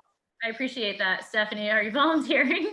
I mean, No, we I'm have, also just looking at all ends of it, and the I mean, I know part of having my child participate in a sport requires us, I mean, we sign contracts, we have to volunteer, and if we don't follow our protocols for safety in these times, then our child is not allowed to participate. That's just, like it or not, unfortunately, it is one spectator per, there's very strict guidelines, and everyone in general knows it's for the best of the kids, and I'd rather them get to play at all than be too hung up on some of this stuff. we have an AD. I've had one now for a few years. So my intention is to move forward to hire that person again. And majority of that rule is for supervision purposes anyways, just because I can't be in two places at once sometimes when we have varsity matches. So I do already have one. I just need to hire them. Is this a stipend position? It is, certainly. Yep. I'm sure it was already budgeted because it was probably put in before we knew we weren't necessarily. This was put in, Jen, it's lived in there for years. That's what I thought. I'm saying that so that that doesn't have to be asked. Thank you for the clarification. Wasn't sure about that. And still, I mean, hey, push on those volunteers. That's I'm like the volunteer pusher on our team. That's like one of my jobs. It's really fun, but you know, that's the way we get to do these things. So thank you. I didn't realize it was built in. Yeah, so I think that's, I agree, that's good clarification, because when we talk about hiring and there's a position attached to it, it sounds as if we are hiring a full position, and many of these positions that we're talking about are stipend positions anyway.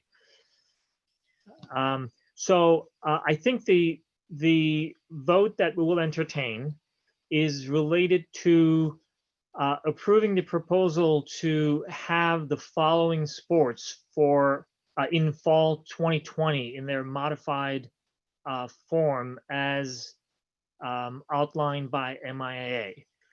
Boys soccer, girls soccer, golf, which is a co-op with Hopkins Academy, and esports will be played in fall 2020.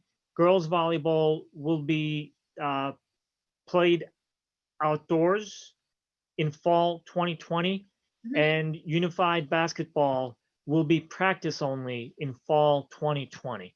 Is that correct? Yeah, with the exception of girls volleyball may end up just being practices only. Oh.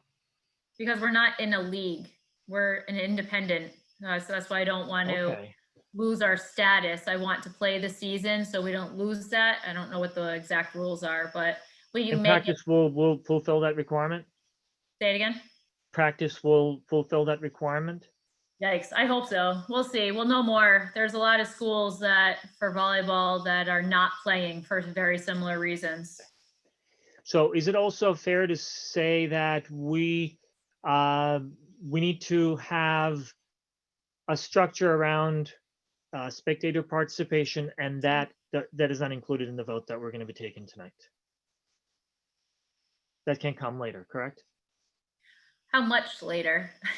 Well, you tell us how much later can we have that conversation? Well, our next AD meeting is this week. Then the last school committee meeting, I believe, for Chicopee, it was one of the other schools, is Thursday. But again, the turnaround time is the 18th for the start date, and they have to have a certain amount of practices in before they can begin games. So when's the next school committee meeting? It's in 2 weeks. Okay. If I can get on the agenda with that, I'll have something prepared. Yeah. Yeah, I mean, just, let me, again, if it wasn't clear, let me repeat that. I do not feel comfortable spectator participation to be open without limitation of numbers. I really would like to make sure that we are abiding by safety precautions, masks, distancing, and everything. But also, I really think that there should be some well-defined limitation to the numbers as well, whatever that may be. I know I'm giving you a lot of restrictions, but that's basically the approach that I would be comfortable with. Could we do an electronic sign up for that? What Like do you people mean by could, that, Jen? like if we say 50 people and they have to sign up, you go online and sign up to be. I think we need to say something so many people per, because if you say like only, whoever signs up first, I don't know, that's going to be tricky. It has to be so many people per athlete. I feel like a sign up for people is going to get really hard to manage. I would be open to capping it per family. Okay. I mean, everything you said sounds great. We could just throw that in there and say, check, and we're done. Let's just give ourselves some time and you to just, think about it a little more, if you don't mind. And I'm not the only person who's going to make that decision, but unless the school committee is okay with it and you're okay with it, I think, if 2 weeks is okay, we can bring it back and we can absolutely have you on the agenda. You're good with that, Allie? Yeah. Okay. All right. So any other questions for Allie before we move to vote and hopefully repeat what we just said, what we're voting on? Okay, so I think we're looking for a motion to approve GRANBY Public Schools participation in the following sports in fall 2020: boys soccer, girls soccer, golf as a co-op with Hopkins Academy, and esports, also girls volleyball, outdoors only, and potentially as practices, similarly unified basketball practice only. Second. Oh, no, I have to move it. I'll make the motion. I'll Thank you. second. All right. Any other questions, concerns, comments? I just want to clarify before we vote that we're not putting any true guidelines. Can you guys hear me? You're all frozen. You're frozen, but we can hear you. Okay. That we haven't decided on the spectator piece. We're waiting for the cohort identification and all of that, right? Yes. Okay. That's correct. Cool. So this is only the permission to go ahead with those sports so the student athletes can start prepping. Cool. Thanks. Yep. Thank you. All right. All in favor to approve the motion, please say aye. Aye. Bye. Aye. Any opposed? Any abstention? Okay. Approved unanimously. Thank you all very much. Thank you, Allie. Good conversation. And we'll see you in a couple of weeks again. Awesome. Thank you. I appreciate it. And I know our kids do too. Yeah. No, thank you. Just none of these conversations that we're having these days are easy. And this one especially because there is so much, contact and this and that. I'm happy that it came to some semblance of a resolution, and the student athletes will benefit from that. And thank you for all your work to make sure that we found a good compromise. Cool. Moving on to the next item. Let me see. I think we're done with this. No, COVID grants. Yeah, so just wanted to review these real quick. Myself, Emery, and Jen had met this past Thursday, and among other things, had just discussed giving And this some is clarity. the Finance and Budget Subcommittee with Jen Millett. Yeah. Yep. Sorry. Yep. Just trying to get some clarity or give some clarity around the revenue that either we have received so far or have applied for and awaiting for award for COVID money. So far we've had applied for and received the remote learning technology grant. We applied for about $65,000 worth and we got $41,000 worth. What we're going to do with that is use that revenue to pay for some of the one-to-one technology that we have already purchased to get remote learning up and going for the year. The next two grants we have applied for and are waiting for awards. And this money came from the first round of stimulus, the stimulus package that was approved by the federal government. One of them is the CARES Act grant, and we received, or we're hoping to receive, $69,773.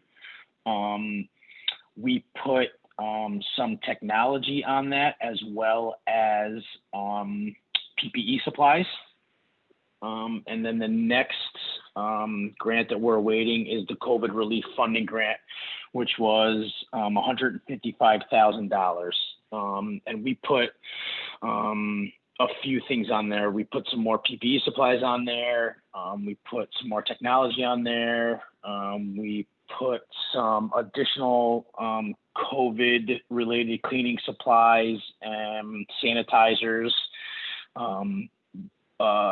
water filling stations. So replacing our traditional water fountains in the building and putting water filling stations in there. I think that was it for that grant. So in total, that's about, let me just see real quick.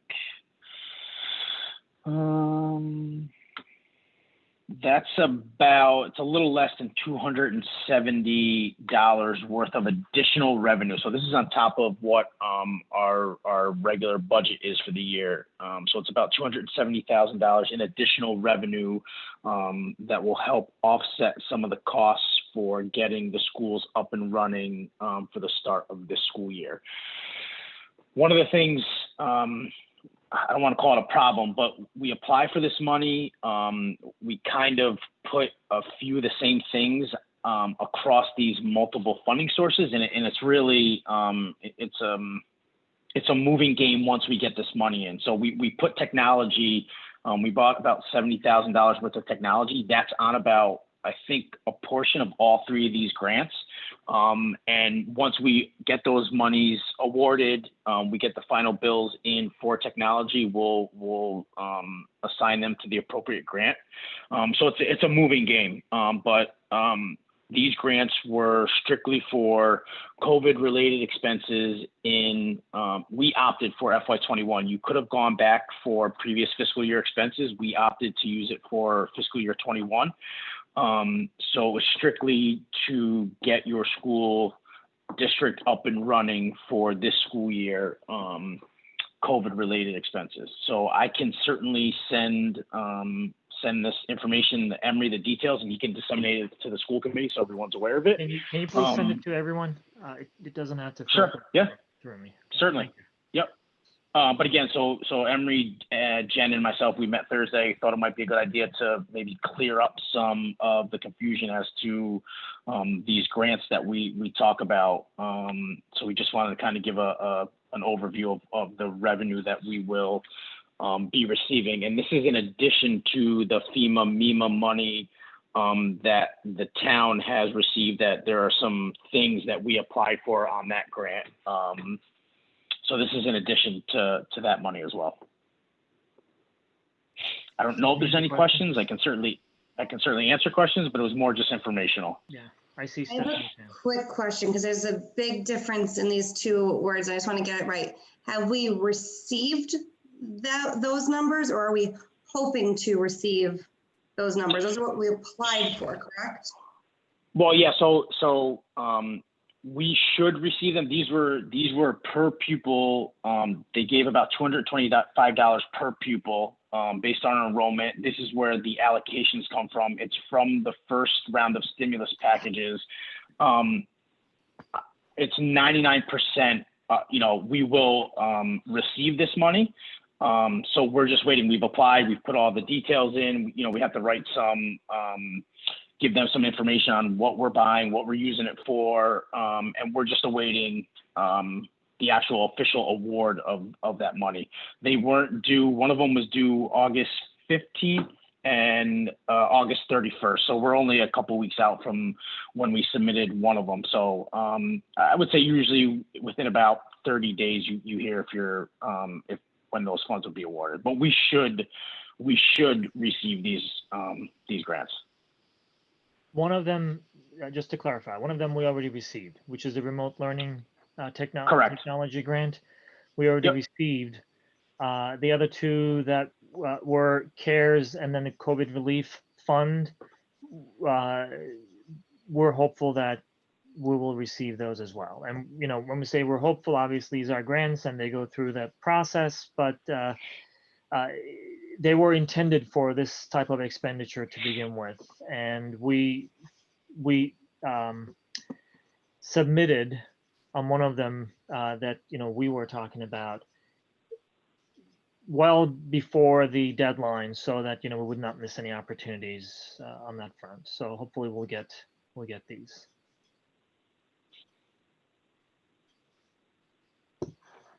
Any questions for Adam on these? Okay, thank you, Adam, for the update.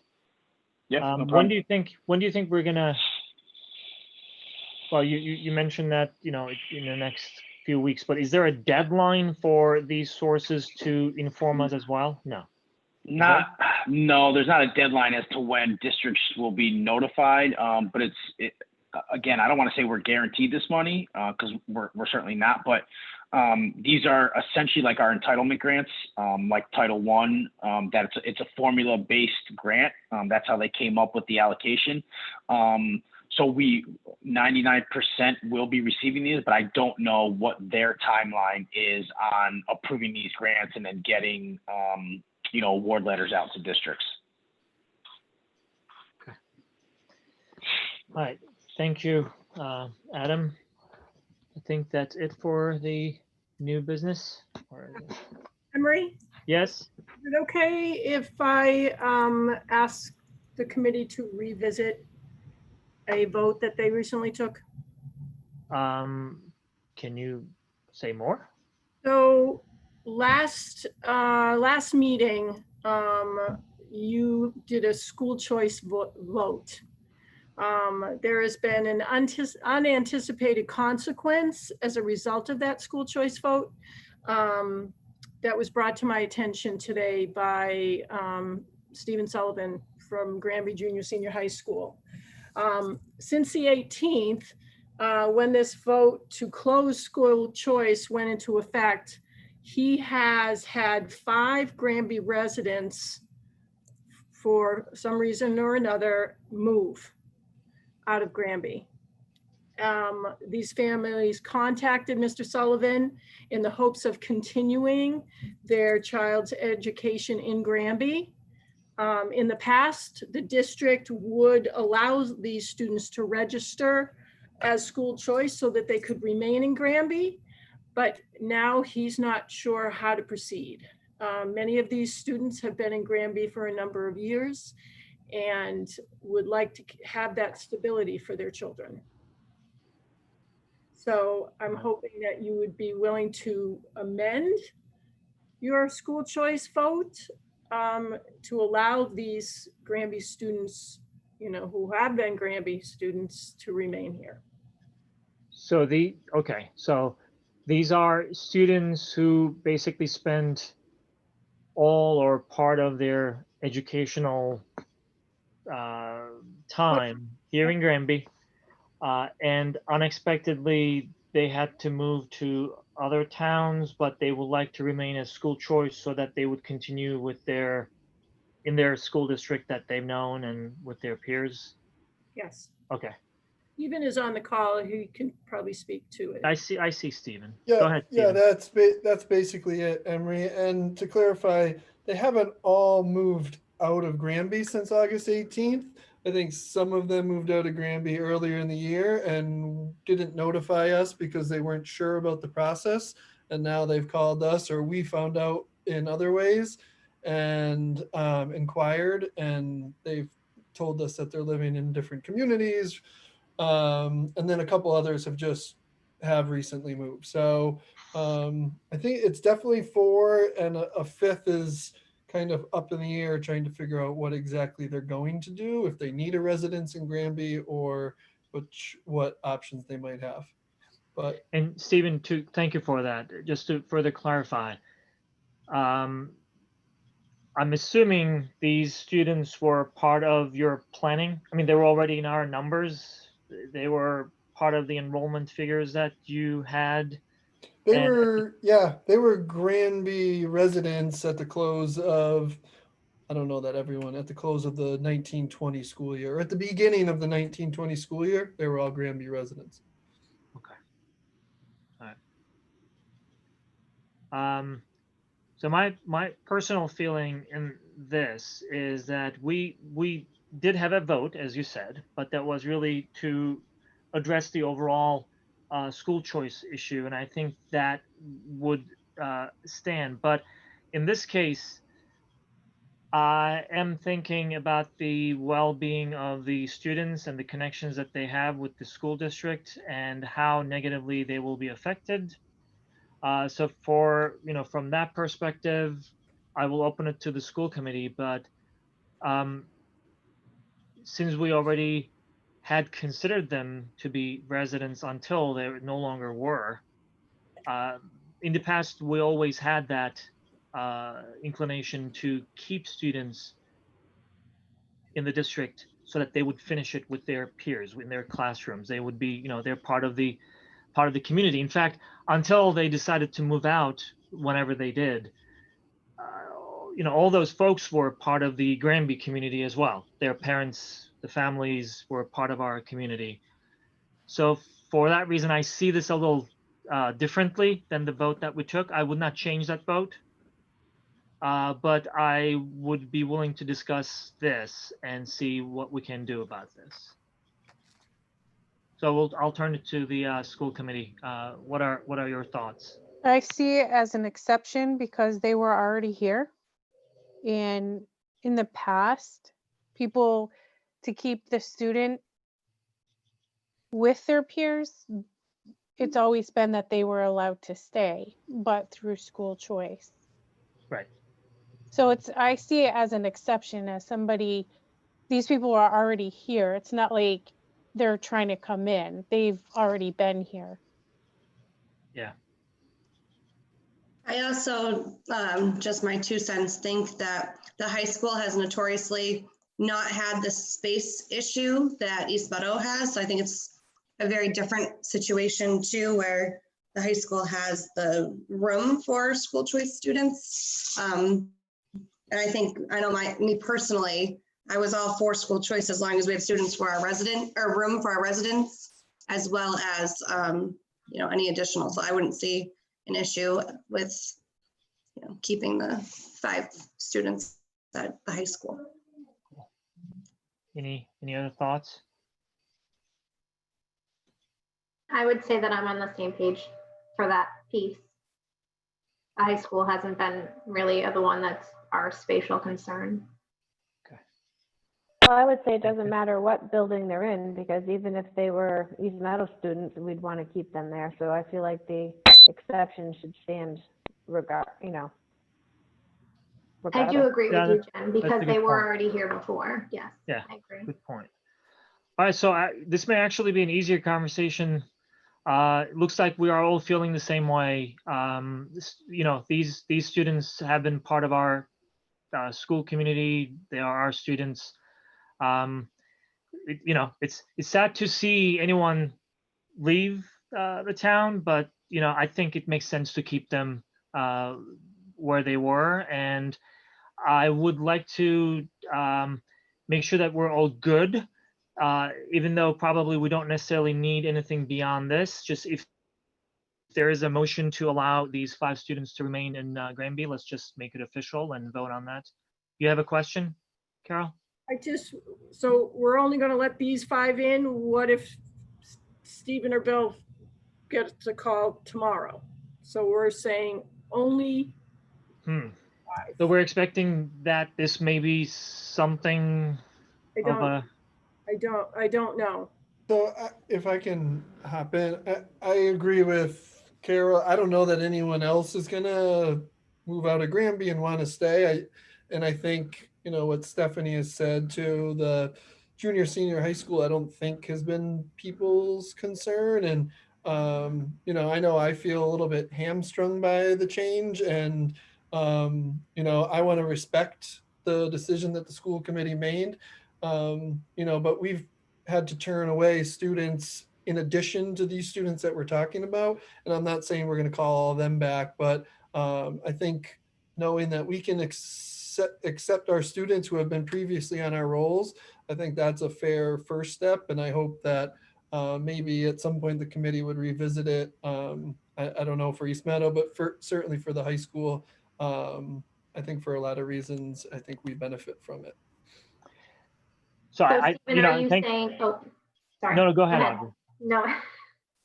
So I meant, Stephen, are you saying that potentially having school choice open at the high school and not closed at the high school? Because again, here we are in this situation of a pandemic where we're considering, do we want to bring in more families from other areas that we have to consider the health mech, you know what I mean? That's where it kind of gets wishy-washy of a concern too. Yeah, no, I think this is a fair first step, and I'm not pushing for more than that tonight. I just hope at some point we can reconsider it. And I think, to your point, Audrey, the metrics do matter and we need to consider those. But we have students who are working in Hadley and working in Amherst and playing sports against other, like they're interacting with people outside of the community, whether it be in school or not. And, for the time being, and none of us know what the future holds, they're not interacting personally with anybody at school. Yeah. So let me see if I understood what we just said.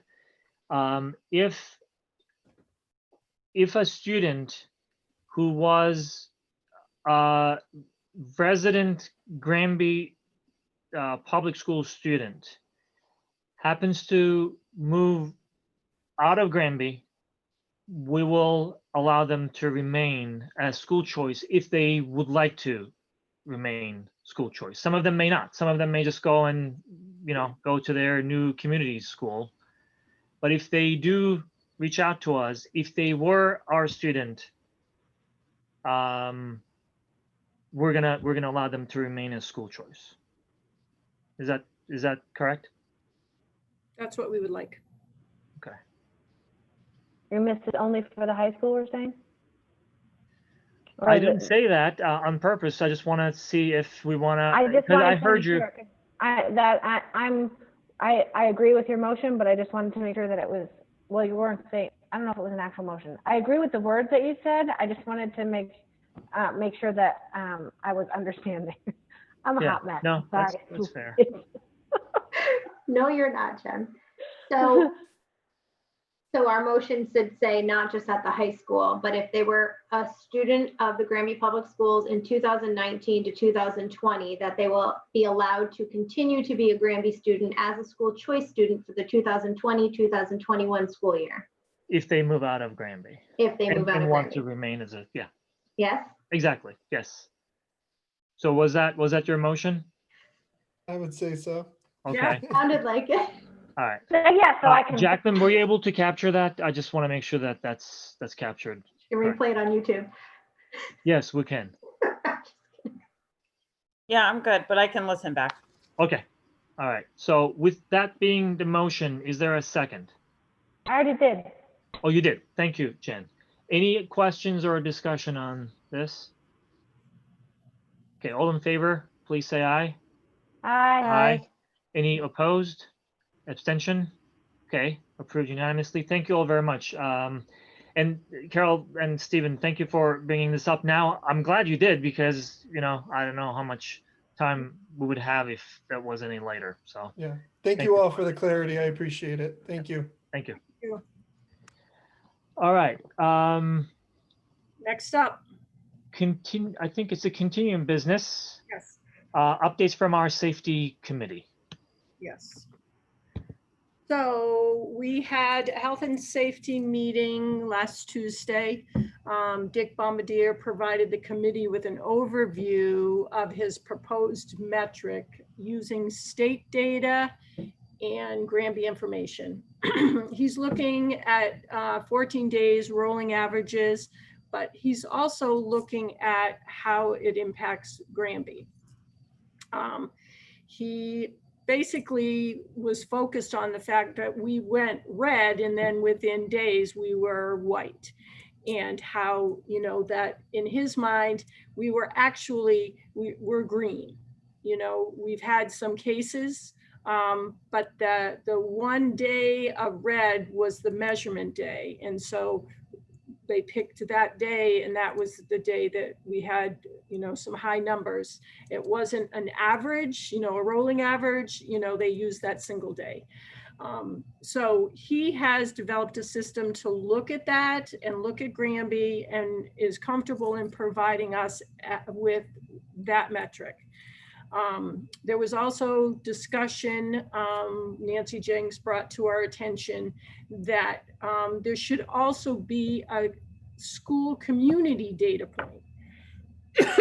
So she will be using the data from any school incidences as well. So we'll look at actually 3, we're proposed to the school committee 3 metrics. So we'll look at the state and what surrounding communities look like.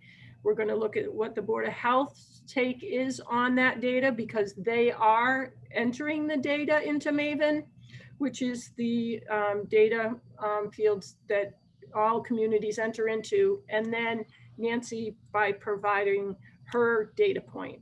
So I think, rather than us just focusing on that state 1 metric, we have a pretty good handle now on incorporating all of that into our discussions, and not moving rapidly from red to white, where red is total remote and white is totally in person. So we have a metric to look at, and I think our current phases provides us a good buffer as far as being able to look at that information and make, a good decision as far as, are we ready to move to the next phase, or do we need to stop and, stay where we're at? So Stephanie, did you want to add anything? I know you were, part of that. I think that was a good overview. The other thing that Stephanie brought up at the end of the meeting was the concern about the Collier report for GRANBY junior senior high school, and wanted to know what the next steps were. So Carol, can you let us know, tell everyone what the Collier's report was about? So we contracted with Collier's to do what they called a COVID-19 commission, which was looking at our schools to see if the ventilation was appropriate and safe. So Collier's did a report at East Meadow saying everything was functioning well in the way it should be.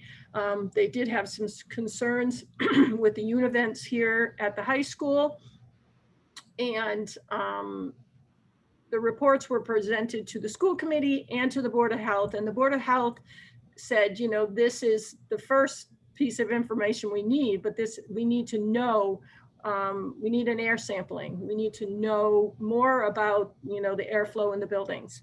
So Collier's has since spoke with Dick Bombardier and determined what needs to happen next door. Pretty much how he explained it, to make it layman's terms, is next door's ventilation is set up for efficiency. It's all about, reduced in saving money, that way. What they're going to do is they're going to change that to increased airflow. So instead of it being for efficiency purposes, like most, when you buy an appliance, they say it's efficient, it's got efficiency standards. We're going to move away from that, and we're going to increase the airflow next door, which is what Dick has been asking for. So I'm pretty confident that our report from Collier's, from their engineer, will be sufficient for the Board of Health to give us the green light for East Meadow. We contracted with Davy Engineering, which is also working with McDuffie. And so that was a report that we were hoping to have Friday. I thought Monday was going to be the latest.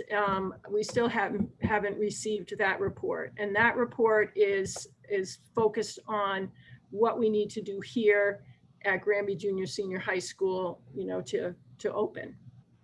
So as soon as we have that report in hand, I will share it, with the school committee and the Board of Health. Once you've had a chance to review it, then I will share it with the Health and Safety Committee. And we have our next scheduled meeting on Tuesday, September 15th. So I'm hoping before that time, we will receive the report and the school committee and the Board of Health will have time to vet it.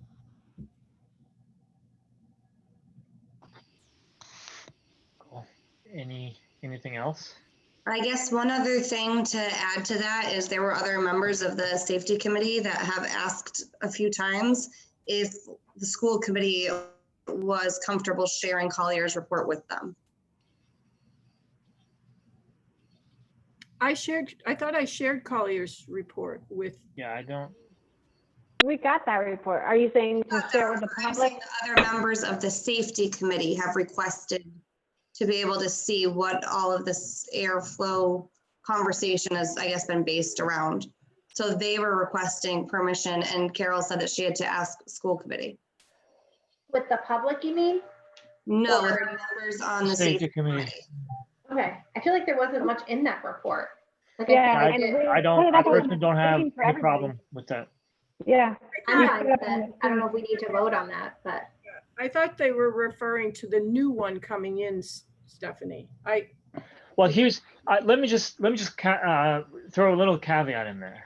Yeah. I personally don't have any problem really in being transparent in the way we are sharing this information. And I really appreciate that we're having this conversation as well. But I also would like to make sure that before we share some technical information, there is some understanding as to what is what. I personally don't. We're lucky enough that, Dick Bombardier understands airflow, air ventilation, this and that. So he looks at it, he, gets some information. But even then, he made a point of calling Collier's and making sure that they explained to him what they were doing with it. Where I'm going with this is the following. Sometimes misinterpretations of technical data can cause confusion, and worse, some undue concern related to certain things. Let's just make sure that we have a solid interpretation of what it is. After that, I think we can just make that information available to the safety committee, to all those involved. I personally don't have any problem making those reports available to those folks working on it. And I think Collier's, as I don't know who it was who said, there wasn't much in there. And I think we already understand what some of those numbers mean. If it wasn't shared already, we can just go ahead and share with the safety committee from my perspective. My understanding was it was just Collier's report, because at the time that it was asked, we weren't even talking about redoing another report. So I believe it was just that one, and it was very general. And I know that we all touched on that, Carol, myself, but I don't know if maybe people just wanted to see for themselves how general it was. I just didn't see any harm in sharing it, because it really didn't, in my opinion, have a whole heck of a lot in Honestly, there. it is general to us. I've read it and I read it again, and I said, well, there must be something in the wording, which, the wording was a lot fuller for me, but apparently numbers meant something too, and I did not know what they meant.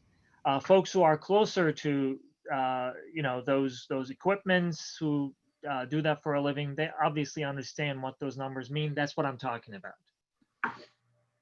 So I have no problem with that, Stephanie. I thought you were looking for the one that we were waiting on.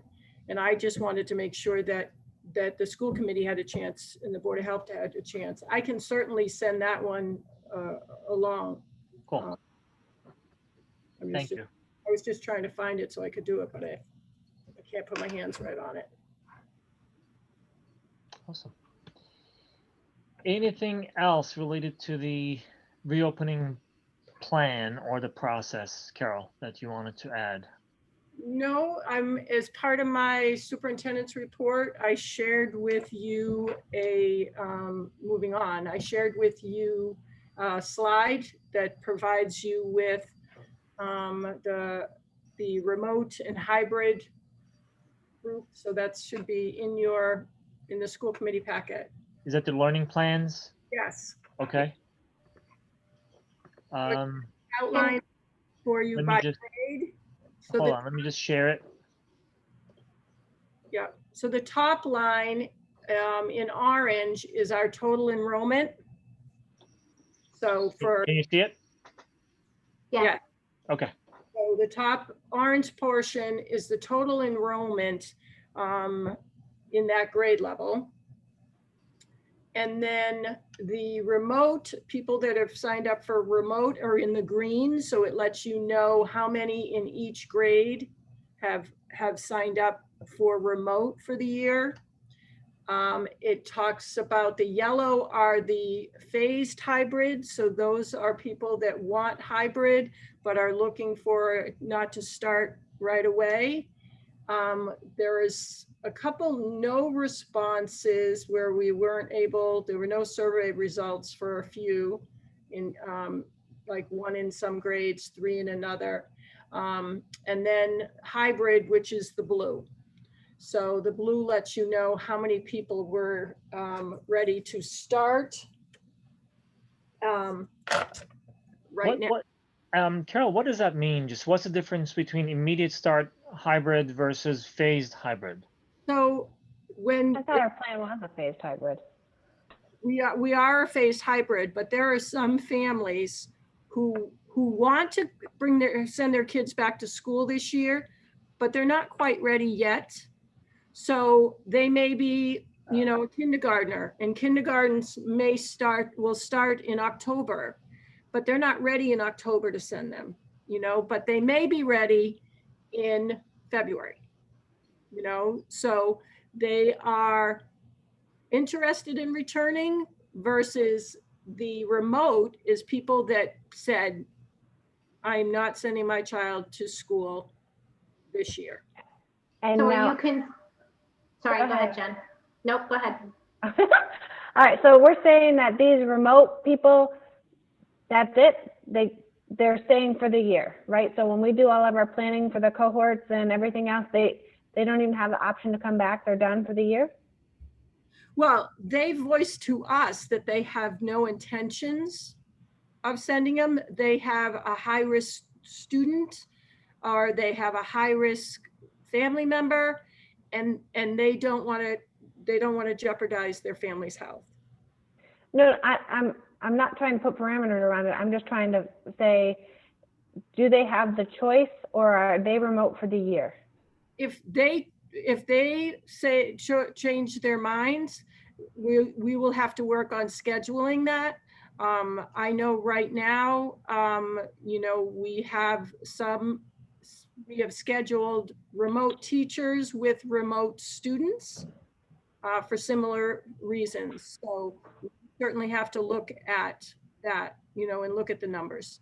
Well, so they, like, we've got an email about, we're supposed to be getting an email about being placed in a cohort. So they have not been assigned a cohort, but those that are phased hybrid and regular hybrid have been assigned a cohort? Correct. Okay. Just wanted to make sure I'm understanding what I'm seeing. Yeah. No, there are, so when you look at a grade like, let's see, remote green, you look at grade 2. So grade 2 has 7 students. Okay, so those 7 students are in one cohort together. So there is a teacher that on Monday, Tuesday, she teaches a hybrid group, and on Thursday, Friday, she teaches a full remote group. So they are in a cohort, but they're not, you know, it's for programming, you know, to make sure that, you know, that they have an assigned teacher. There are a couple singletons that you will see throughout where, you know, there may be 3 students or 2 students, you know, where they were absorbed by the classroom teacher. Carol, can you clarify that statement you just made for me just a minute? Because I was a little confused today after getting an email.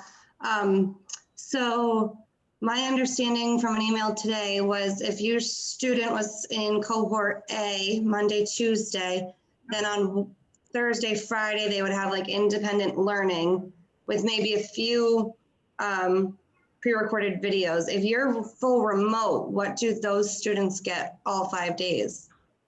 So if you're full remote, you would get similar to what the hybrid is getting.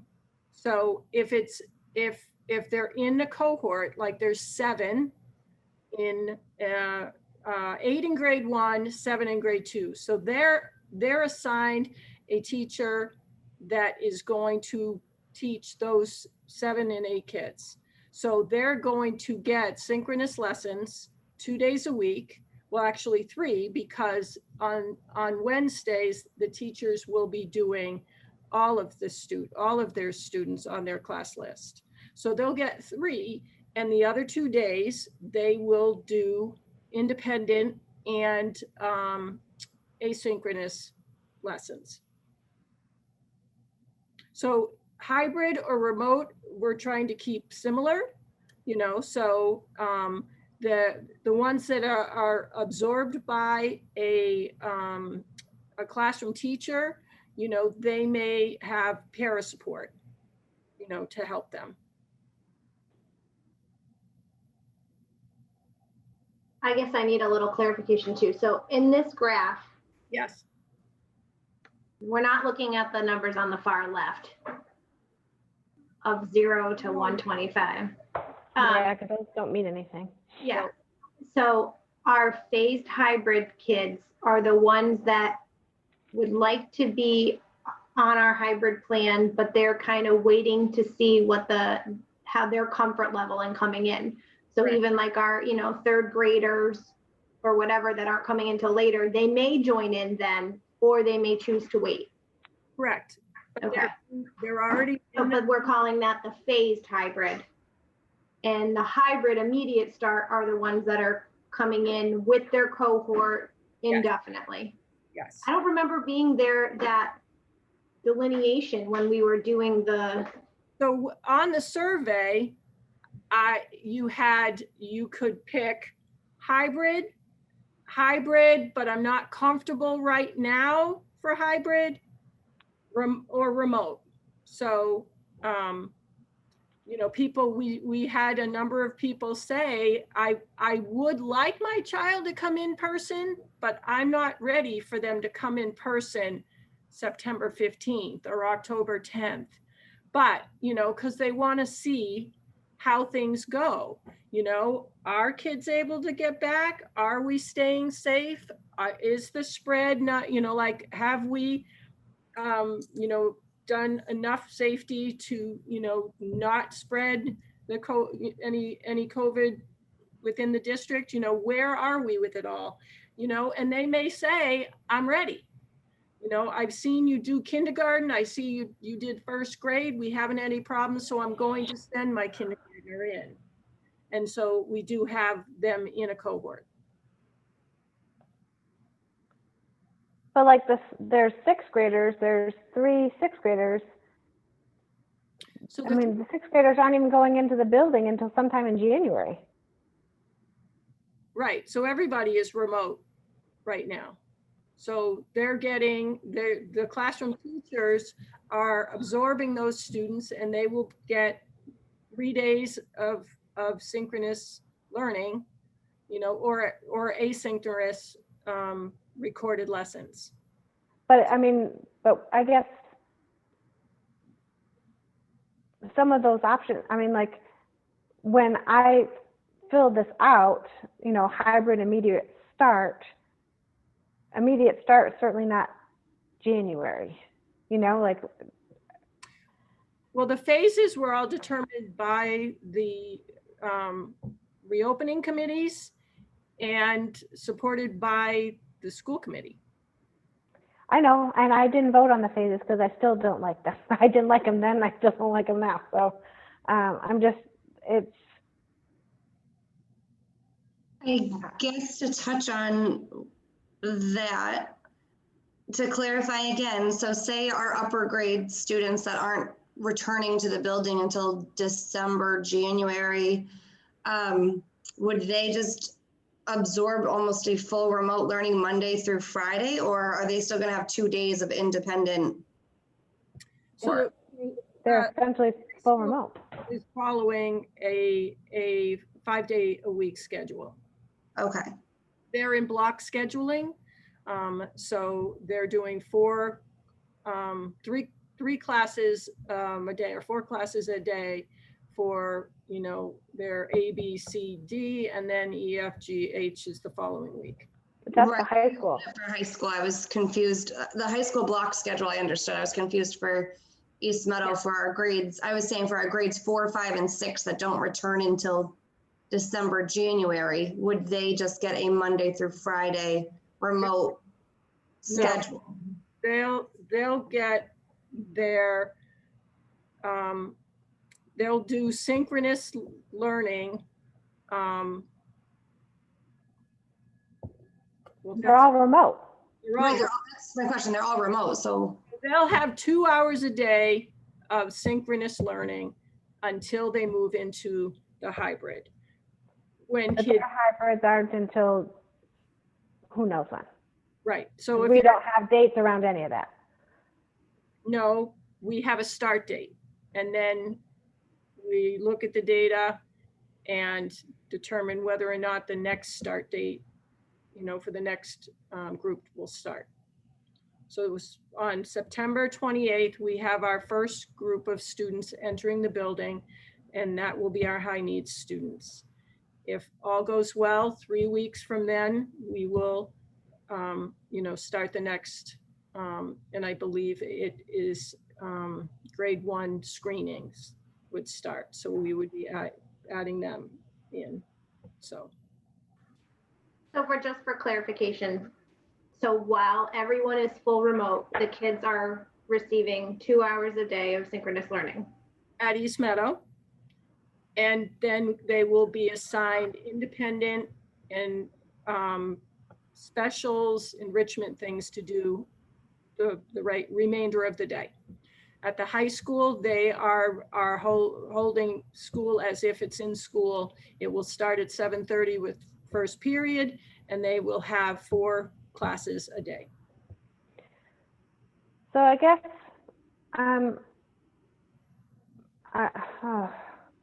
I just see by looking at this graph, there's a lot more blue than there is any other color. Right? So these are people that wanted their kids to get into the building. And I know we had an immeasurable amount of discussion about all of the phases, and then we have the safety committee and everything else. But based on this hybrid learning plan that was chosen by grade, there are more people that are voting to have their kids come into the building than there are to not have kids come into the building. So is there any chance at any point to have discussion about alternating or adjusting the phases so that kids can get in sooner based on discussions with safety committee and the Board of Health and everything? So I guess real quick, just to understand, I feel like this graph and things like this would have been super helpful when we were making the decision. And I know I kind of stood alone in my remote thinking, but that's because personally, I thought if we did 45 days remote, I would have loved to go from that to a more in-person, because I'm going to be honest, I mean, phasing upper grade students in December, January also to me is definitely not an ideal situation, but yeah, I don't know. I wish we had some of this data prior. So I don't know. Here's a question, here's a comment. I thought that assessments were going to be made every so many weeks and evaluate those high need students to come in even before the phases. So it's not like students are going to be just left out there without any assessment. If there is a need for a student to come into the building because they're not doing well, then those students, my understanding was that they were going to come in. The phases where they were going to make assessments, and if they need to make changes to the timeline, then that was going to be adjusted. That's how I understood it. And you're exactly right. And I don't mean to be snarky or rude or anything, but at the same point, there's a lot more kids than kids that just need help. There's other students that will also benefit from being back in the building. And I just feel like Stephanie just said, if we had had some of this information sooner, I feel like it would have helped us make some of these decisions. I don't know, I feel like we're not making the right decision. I feel like our phasing is out of touch with the information that we have in front of us, where more people are saying they want their kid in the building for some amount of time.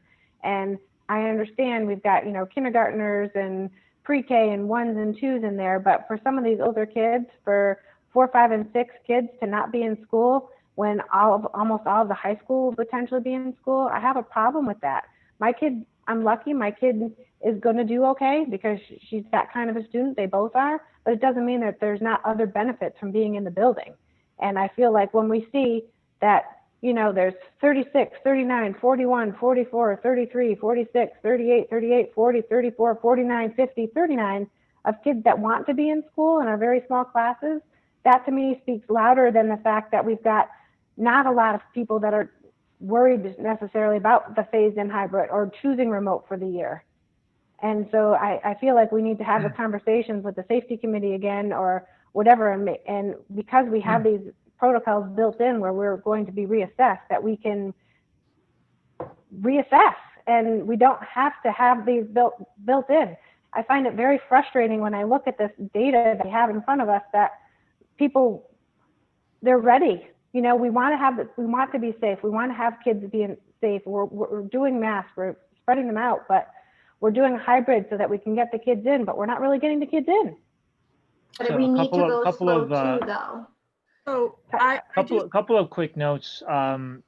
First of all, I think I don't necessarily agree that what we are looking at is saying what we think it is saying. We as a school committee made a decision that we were going with a hybrid model, and the blue blocks are those people who are okay being part of that model immediately. The yellow hybrids are saying, it sounds good, but I really don't want to participate in that hybrid model right now. If the blue blocks were really people who want to be in the building today, I'm assuming it could say that. But even putting it to the side, it is really our role as a school committee, as you know, broader community, to look at all the parameters around us. Again, given that these are not normal times, this is not really us shunning away people and keeping them from entering a school building because everything is good and we are really being capricious. These decisions were made based on information, data, a lot of conversation, a lot of concern for safety. And that's how we reach those decisions. So I don't really want the public to think, listening to this conversation, that if we were to hear from more folks that they wanted to be in the building tomorrow, that our decision would have been basically a public opinion poll, and we would just go ahead and do that. I don't, at least from my perspective, that is not correct. I would like to think that as a school committee, the decision that we made in approving the hybrid models that we're going to follow was entirely based on rational conversations, data, information, a lot of back and forth at times that we had with the Board of Health, within our own community, within our own committee. So it wasn't necessarily because, you know, we were, you know, turning this whole thing into just, if you vote to be in the building, we're going to allow you to be in the building. But then what was the point of the survey? So the point of the survey originally was for us to get a handle on how people were feeling about the different learning platforms. And I did bring that information to you and said that we had a lot of parents that wanted to return. But we also had a lot of parents that had chosen remote. And so I think Emery is correct. When we first started this conversation, I told you we had 27 because I went through these numbers with you. I told you, you know, on the 8th, how many kids, based on the responses I had, which I didn't have every single student, but I had a good 50%. And I was telling you that a lot of the parents wanted to return. And at one point, I told you we had 27 students that wanted remote in second grade. And I think Emery is correct. I think that people changed their minds, that they made phone calls to parents and said, you know, how are you feeling? And those numbers changed. We had many more people on remote than we do now. So the numbers you're looking at now are the results of reaching out to families and families saying, you know, I wanted to do just remote because I didn't want to send them in, but I'll try that delayed hybrid. And when I'm comfortable and I think things are good, I'll send my child in. So I did tell you early on when I had 50% that the parents wanted their kids to return. So you had that information early on. But I do agree with Emery that, you know, people have changed their minds. So But even beyond changing minds, the way I'm looking at that survey, it was to understand who wanted to be, because, you know, they have major concerns, who wanted to remain remote versus those folks who, you know, under different scenarios would not mind having their children in the building. That did not mean if you say yes to being in the building, we're opening the buildings tomorrow. And that's what I'm trying to really say, that the decision is our decision. We did not say, if you did not want to remain remote, then okay, just, you know, if you want to be in the building. Otherwise, there is really no way getting out of it.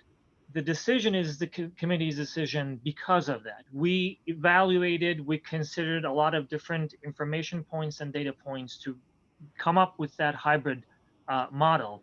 And when folks say, I want to be in the building, from my perspective is within the confines of that hybrid model. And I agree with you 100%, but I don't feel like we're getting to, this just goes back to me by looking at these numbers presented this way. I'm not saying that we didn't have the numbers, but like you said, Carol, you told us there were 27 students for grade 2 that were remote. Now we've got 7. So originally when we were looking at these numbers, we were like, it's the problem that we have with not having enough room is going to be solved because we're going to have an entire class of second graders that's remote. That's not the case. Right? So now we have a cohort of remote. I think it's important to keep in mind, though, that when we got these results, and like she's saying too, originally there was more remote. Well, parents are also comfortable with this now because they have a time frame. Like, oh, we won't be looking for our 4th grader to phase in until whatever the date was. So that's part of it. Like, so there, I think what's tricky is on this graph is it says starting immediately, but it doesn't really mean starting immediately. It means that starting at the beginning of their phase in. Do you know what I mean? So that's where we're getting these numbers. Done before we had the phased in spots. We only had 50% of people responding at that point. So now we have a lot more people responding. So we're finding basically that they're agreeing with us and they think that we chose a good plan. There's no ifs, ands, or buts. There are families out there that want their kids in right away. We all want our kids back. That's the cold hard truth. We want our reality back, our normalcy back. But what we're finding in this. But if you look at this, it's whatever. I think it's the wording because it says starts immediately, but I think and what I it actually is showing. I'm not trying to be dumb and I'm not trying to be a jerk. And I understand our phased hybrid does not start immediately. Anyone that's been watching the 150 hours of school committee that we've been on gets it. We're not starting right away. I totally understand that. But what I do see is that people want their child to go back. And I feel like there are a lot of grades and a lot of people that are not going back. Having my sixth grader home until January, when my upperclassman is going to be back in November, I have a hard time with that.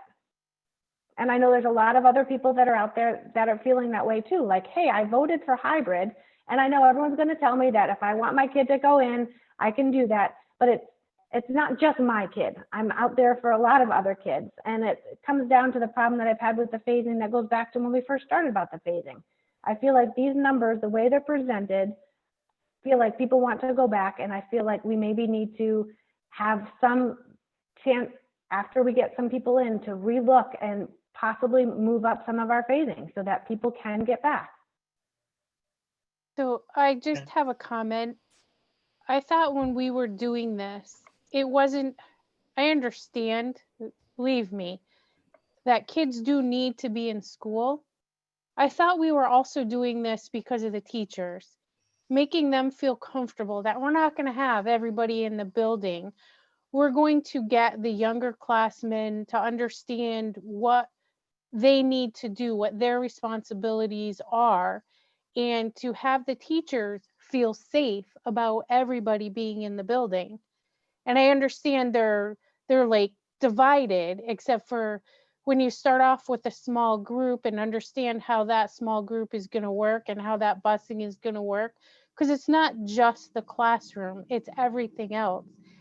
And teachers and everybody else in the building and parents need to know that everyone is safe. I mean, that's how I look at it, and that's how I voted, was based on what is the safety. To me, everything is safety first. Kids are a priority, and the teachers are teaching them, and they are priority also. So I have to look at it equally. I appreciate your input, Jen. Thank you. You walked me off the edge.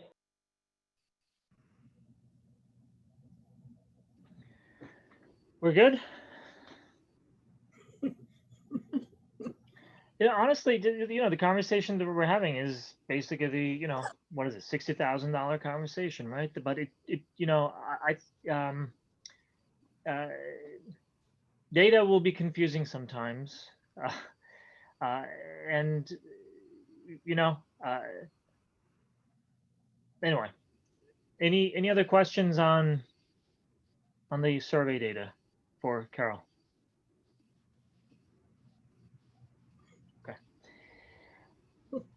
Anything else as part of your superintendent report, Carol?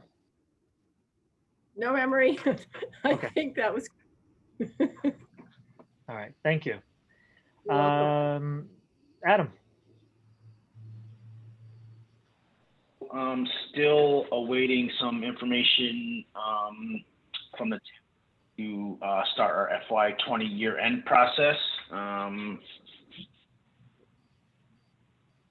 Adam, your sound is cutting off. Do you guys hear me now? Yep. Okay, so FY20 end of year report is due Tuesday, October 1st, so a little over 3 weeks away. Still waiting on some end of year information from the town so that I can then reconcile our books and get the report into DESI's database for October 1st. So nothing has changed on FY20 from our last meeting. And as far as FY21 go, we're really not spending any money unless it has to do with COVID related expenses. And for right now, we're kind of, we purchased what we've needed for the start of the 21 school year. The only thing we're waiting on now, like I've said, is those grant awards, which I'm hoping we should get in the next week to 2 weeks. But for right now, FY21, we're not spending, other than salaries, we haven't spent anything unless it was COVID related. So, Adam, one thing that we talked about before, but I just want to make sure that it remains fresh in our minds, is related to the transportation money. Mm-hmm. For instance, the additional conversation that we had earlier today with, Ali explaining the new cohort, potentially the, travel being restricted or limited, the number of schools we're going to be going to will be limited. I'm hoping that the conversation with the bus company is ongoing, because at the end of the day, due to the hybrid model, due to the limited athletic events and other activities, there will likely be less than expected usage for transportation. So it should not be a surprise at the end of the year to the bus company or anytime that we have this conversation. This should be an ongoing conversation so that it can be addressed as we go. Understanding that the balancing of all the budgets will be done at the end of the year, but it should not come as a surprise at that time to them. I guess that's what I'm trying to say. Correct. And I reached out to Joni at First Student today to set up a time for us now to talk. Since we have survey results back, we're building those cohorts that now we can integrate busing into that. So I've reached out to her to get that conversation going. So obviously I will keep everyone up to date as information becomes available. Do we have any updates? Last question on the transportation side. Do we have any updates as to what the real intent of our families are, our parents are, in terms of putting their students in the buses versus transporting them themselves? In other words, do we have any estimate, any updated estimate as to how many students we are expecting to see in those buses? Carol, I don't know if you have that survey info right in front of you, which would probably give us the best information. Yeah, it's one student a seat. I believe it's 23 in a 70 passenger bus. Right. Emily's asking like our actual students who will be, do we have a good idea of who will be taking those buses? I don't think we've gotten to that point because we're not transporting the kids that are coming in on the 28th will be coming in on vans. So I don't think we've gotten, our first cohort is until October. So I don't believe that we've actually ironed that out yet. I don't know if Bill and Stephen have reached out and got information from families on that. I don't know if they want to jump in, but I don't believe we've gotten that far as to how many. We did ask in the survey. And so I do know that they have like a ballpark. I don't know, Stephen, you have got your hand raised? No. He's waving. No, just what was sent out in the survey, which I don't have right in front of me. But like you said, that first cohort is vans or parents are saying they're bringing them. And I think some of what we did see on the survey was saying that I'm likely going to bring my student, but I also want to make sure that I have a spot on the bus if we need it. So I think as we go further down the road, that's where we're going to need some clarification. All right, thank you. Yeah, and now that we have the cohorts built, or for the most part built, we're going to send that information to the bus company for them to then plug that stuff into their routing system and generate routes and see, based on cohorts, how many pickups we may need, all that stuff. So building the cohorts was the first part. We can work with the bus company now to get the routes kind of established, at least based on the cohorts. That's not going to tell us everything, but at least based on the cohorts that we built, we can get that information to the bus company and start building some potential routes in order to get kids to school. Okay. And then just lastly, the federal government, USDA, did extend free meal waivers through December 31st. There is some confusion around each state, I guess, adopting this. Massachusetts, as far as I know, hasn't put it in writing that they've adopted it, but it's again one of those things where it's assumed that each state will adopt this waiver through the 31st. And what that does is provide all students in every district free breakfast and lunch through December 31st. So we are working with Chartwell's now as to how that is going to look for the start of school, because it doesn't matter if we're in person, remote, or hybrid. We need to provide those meals to families. So we're in the process of working the logistics out right now. But if I'm understanding that correctly, provided Massachusetts needs to be a participant in all that, that would mean that the cost of meals through the end of December would be paid through that program. And in that case, it would not come out of our own operational budget. Is that Well, correct? so there'd still be a cost. You know, Chartwells will still charge us a cost of those meals, and we haven't decided. That's what we're talking about now. We haven't decided exactly what those meals will be, but we'd be reimbursed by the state at the free meal price, which I'm not sure what that is off the top of my head. So that's where the revenue would come in. Obviously, the lunches that we're going to provide are going to be bagged quick lunches, so the cost of those will certainly be down. But we get reimbursed at least through December 31st at the free meal rate by the state. And free meal rate for all students, not only those students who qualify for free or reduced meals. So that's just based on the total number of meals that we served. Yep. Okay. So all students in the district can receive free breakfast, lunch, and then we are reimbursed based on the amount of meals that we serve. Cool. Thank you. Yep. Welcome. Any other questions for Adam?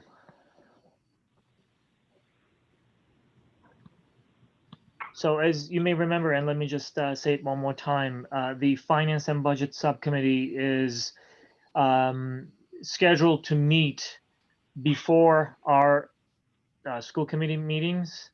So there will be more information, more data that will come to these meetings as we go forward, especially once we get into that October timeframe. We will have updates on the FY21 budget and how we are running against our estimates and all that. It is still a little early to, to have any meaningful information from that, but it's coming soon. Cool. Thank you, Adam. Yep, you're welcome. Did you have any meeting with the collaborative, Jen? No meeting. Okay. Anything, as we are at the end of our open session, anything that we forgot to mention? Anything that you would like to ask for the next meeting? All good? Okay.